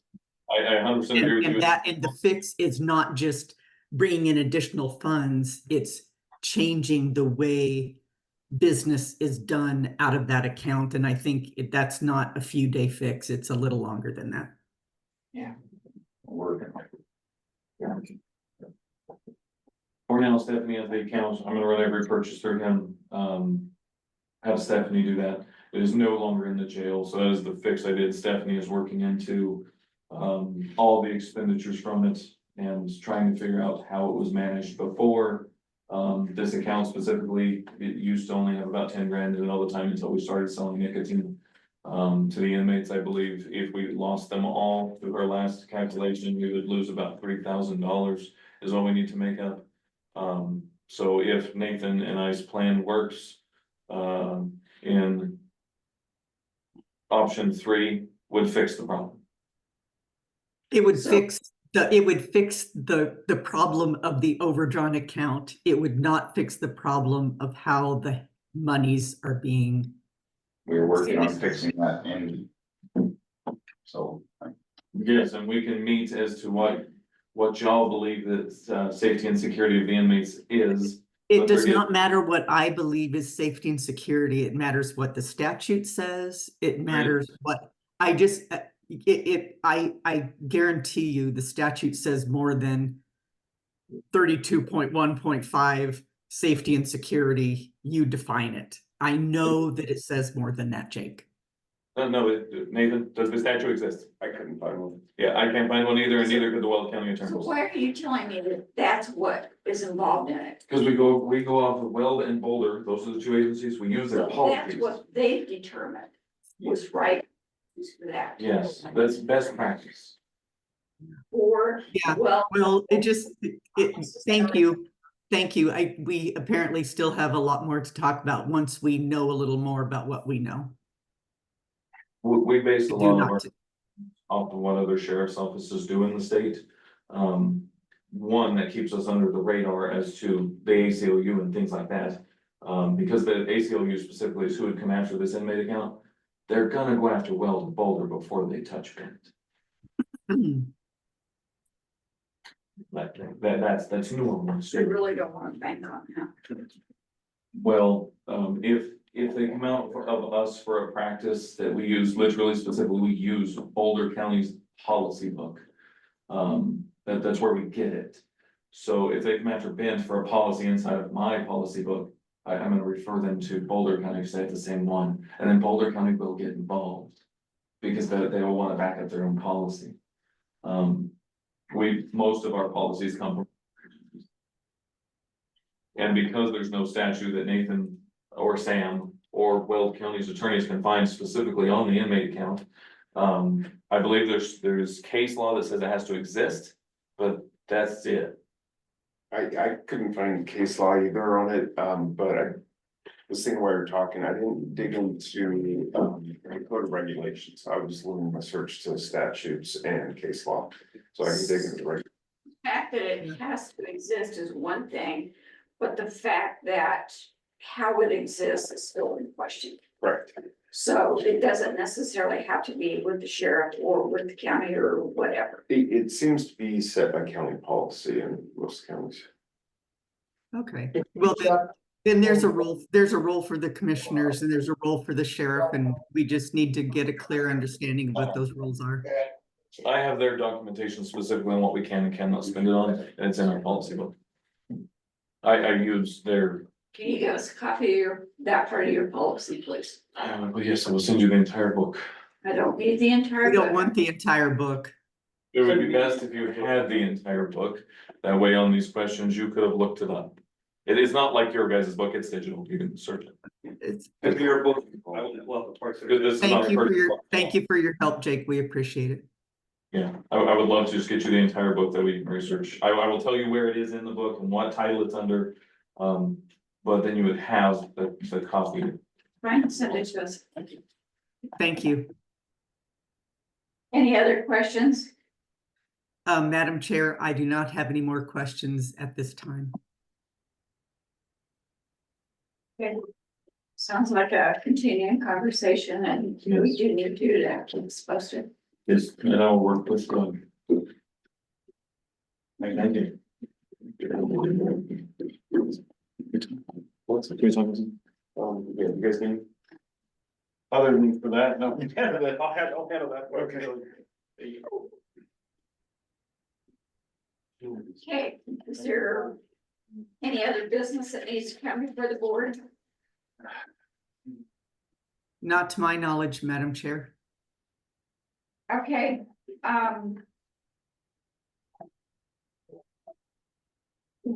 I wanted to let you guys know that our mini grant applications were approved for yesterday. And we do have an option to, possibly get a little more money. It's not a guarantee, but we can at least try for it. There are some counties that haven't used up all of theirs.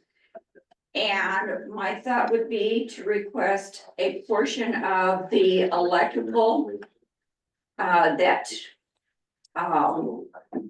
we need to have done over at the Armory. Would that work with you guys? The bid, Some of that electrical work, is that what you're saying? yeah, to ask for that to go with it.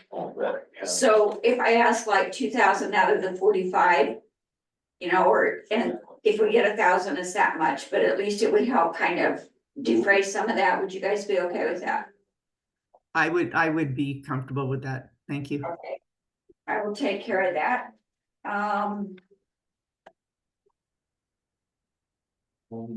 There were several other just kind of interesting things going on, but we'll do that in a work session. I don't think there's anything specific that has to be addressed right now. So. Okay. You might mention the $10 million and then. Sure. Phil went with me or was there yesterday as well. And so Phil, I'm gonna let you just tell him a little bit about the $10 million. Well, I'm kind of lost on that. Okay, so I think we all got a letter a little bit about the $10 million from DOLA. But it's through the Three Corners Connect. And it will be, that money will come to us based on the miles that they travel across. So it's a line that goes from Texas to Pueblo for sure.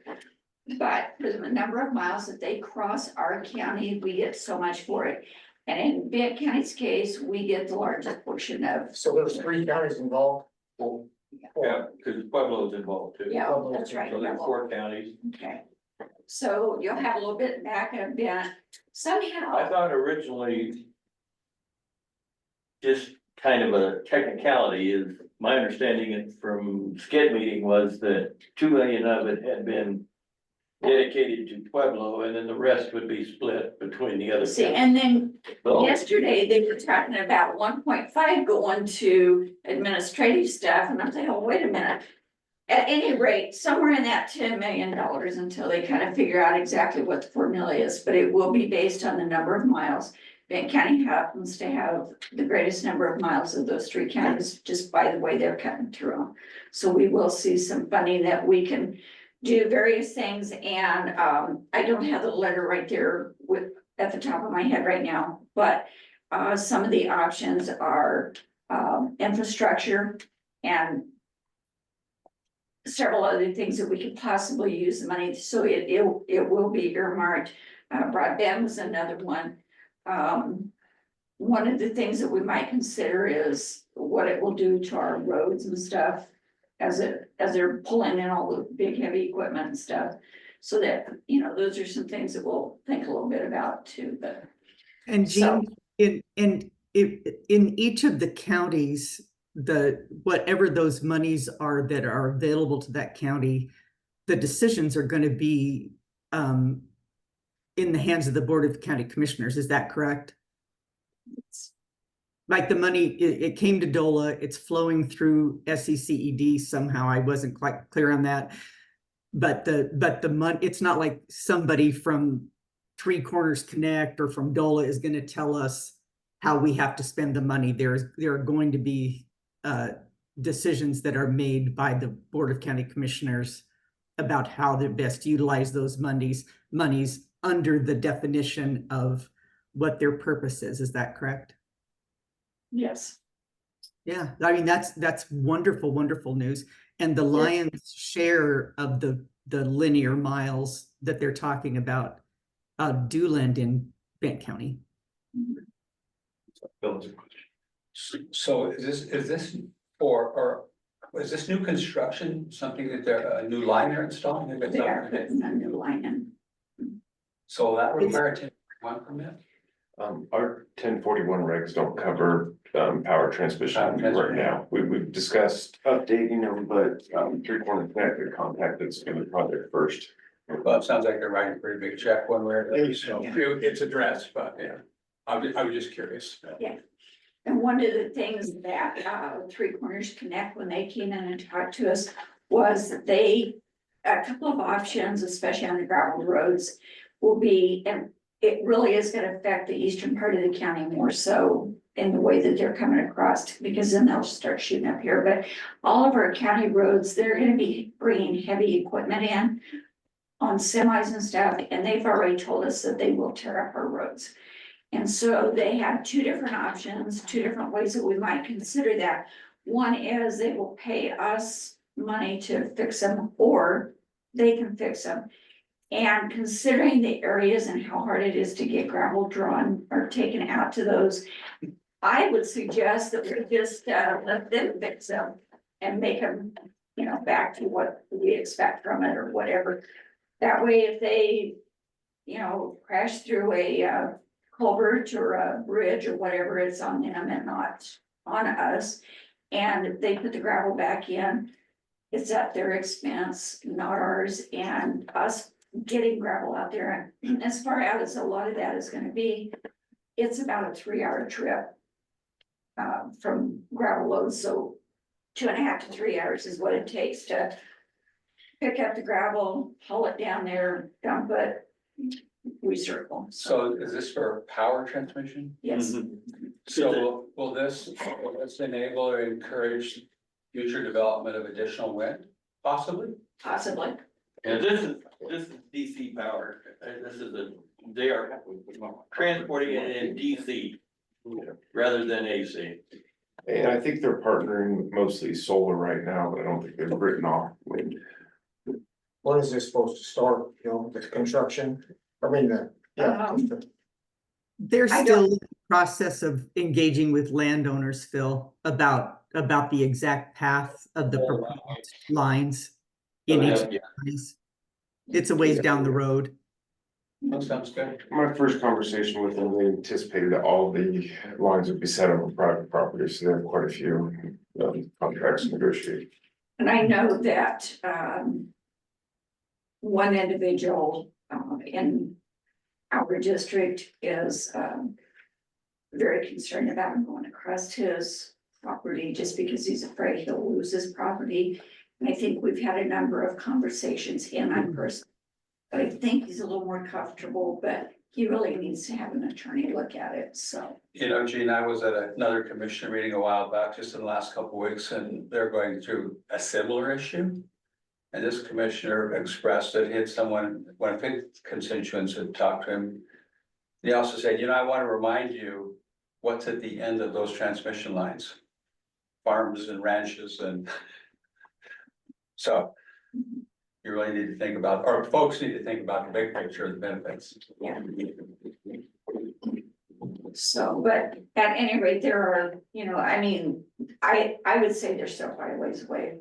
It's not gonna be in Kim and I's rain, I guarantee it. But we'll try to get as much of it ready for you as we can, for whoever's in here, but. In similar projects of this size, we've gone 3-4 years between the time they got permit approved from the county before they actually started construction, just from all the moving pieces. Yeah, and the last I saw, it looked, somewhere that I read, that earliest would be somewhere around 2026 to start moving some things. But that is some good information. I mean, we have some opportunities and some things in there that may help the county in a lot of different ways. Any other questions? If not, I'd like to thank all of you for being here today. And the meeting is adjourned. Thanks, Linda. Thank you. Have a great day, all. Thanks. Yeah.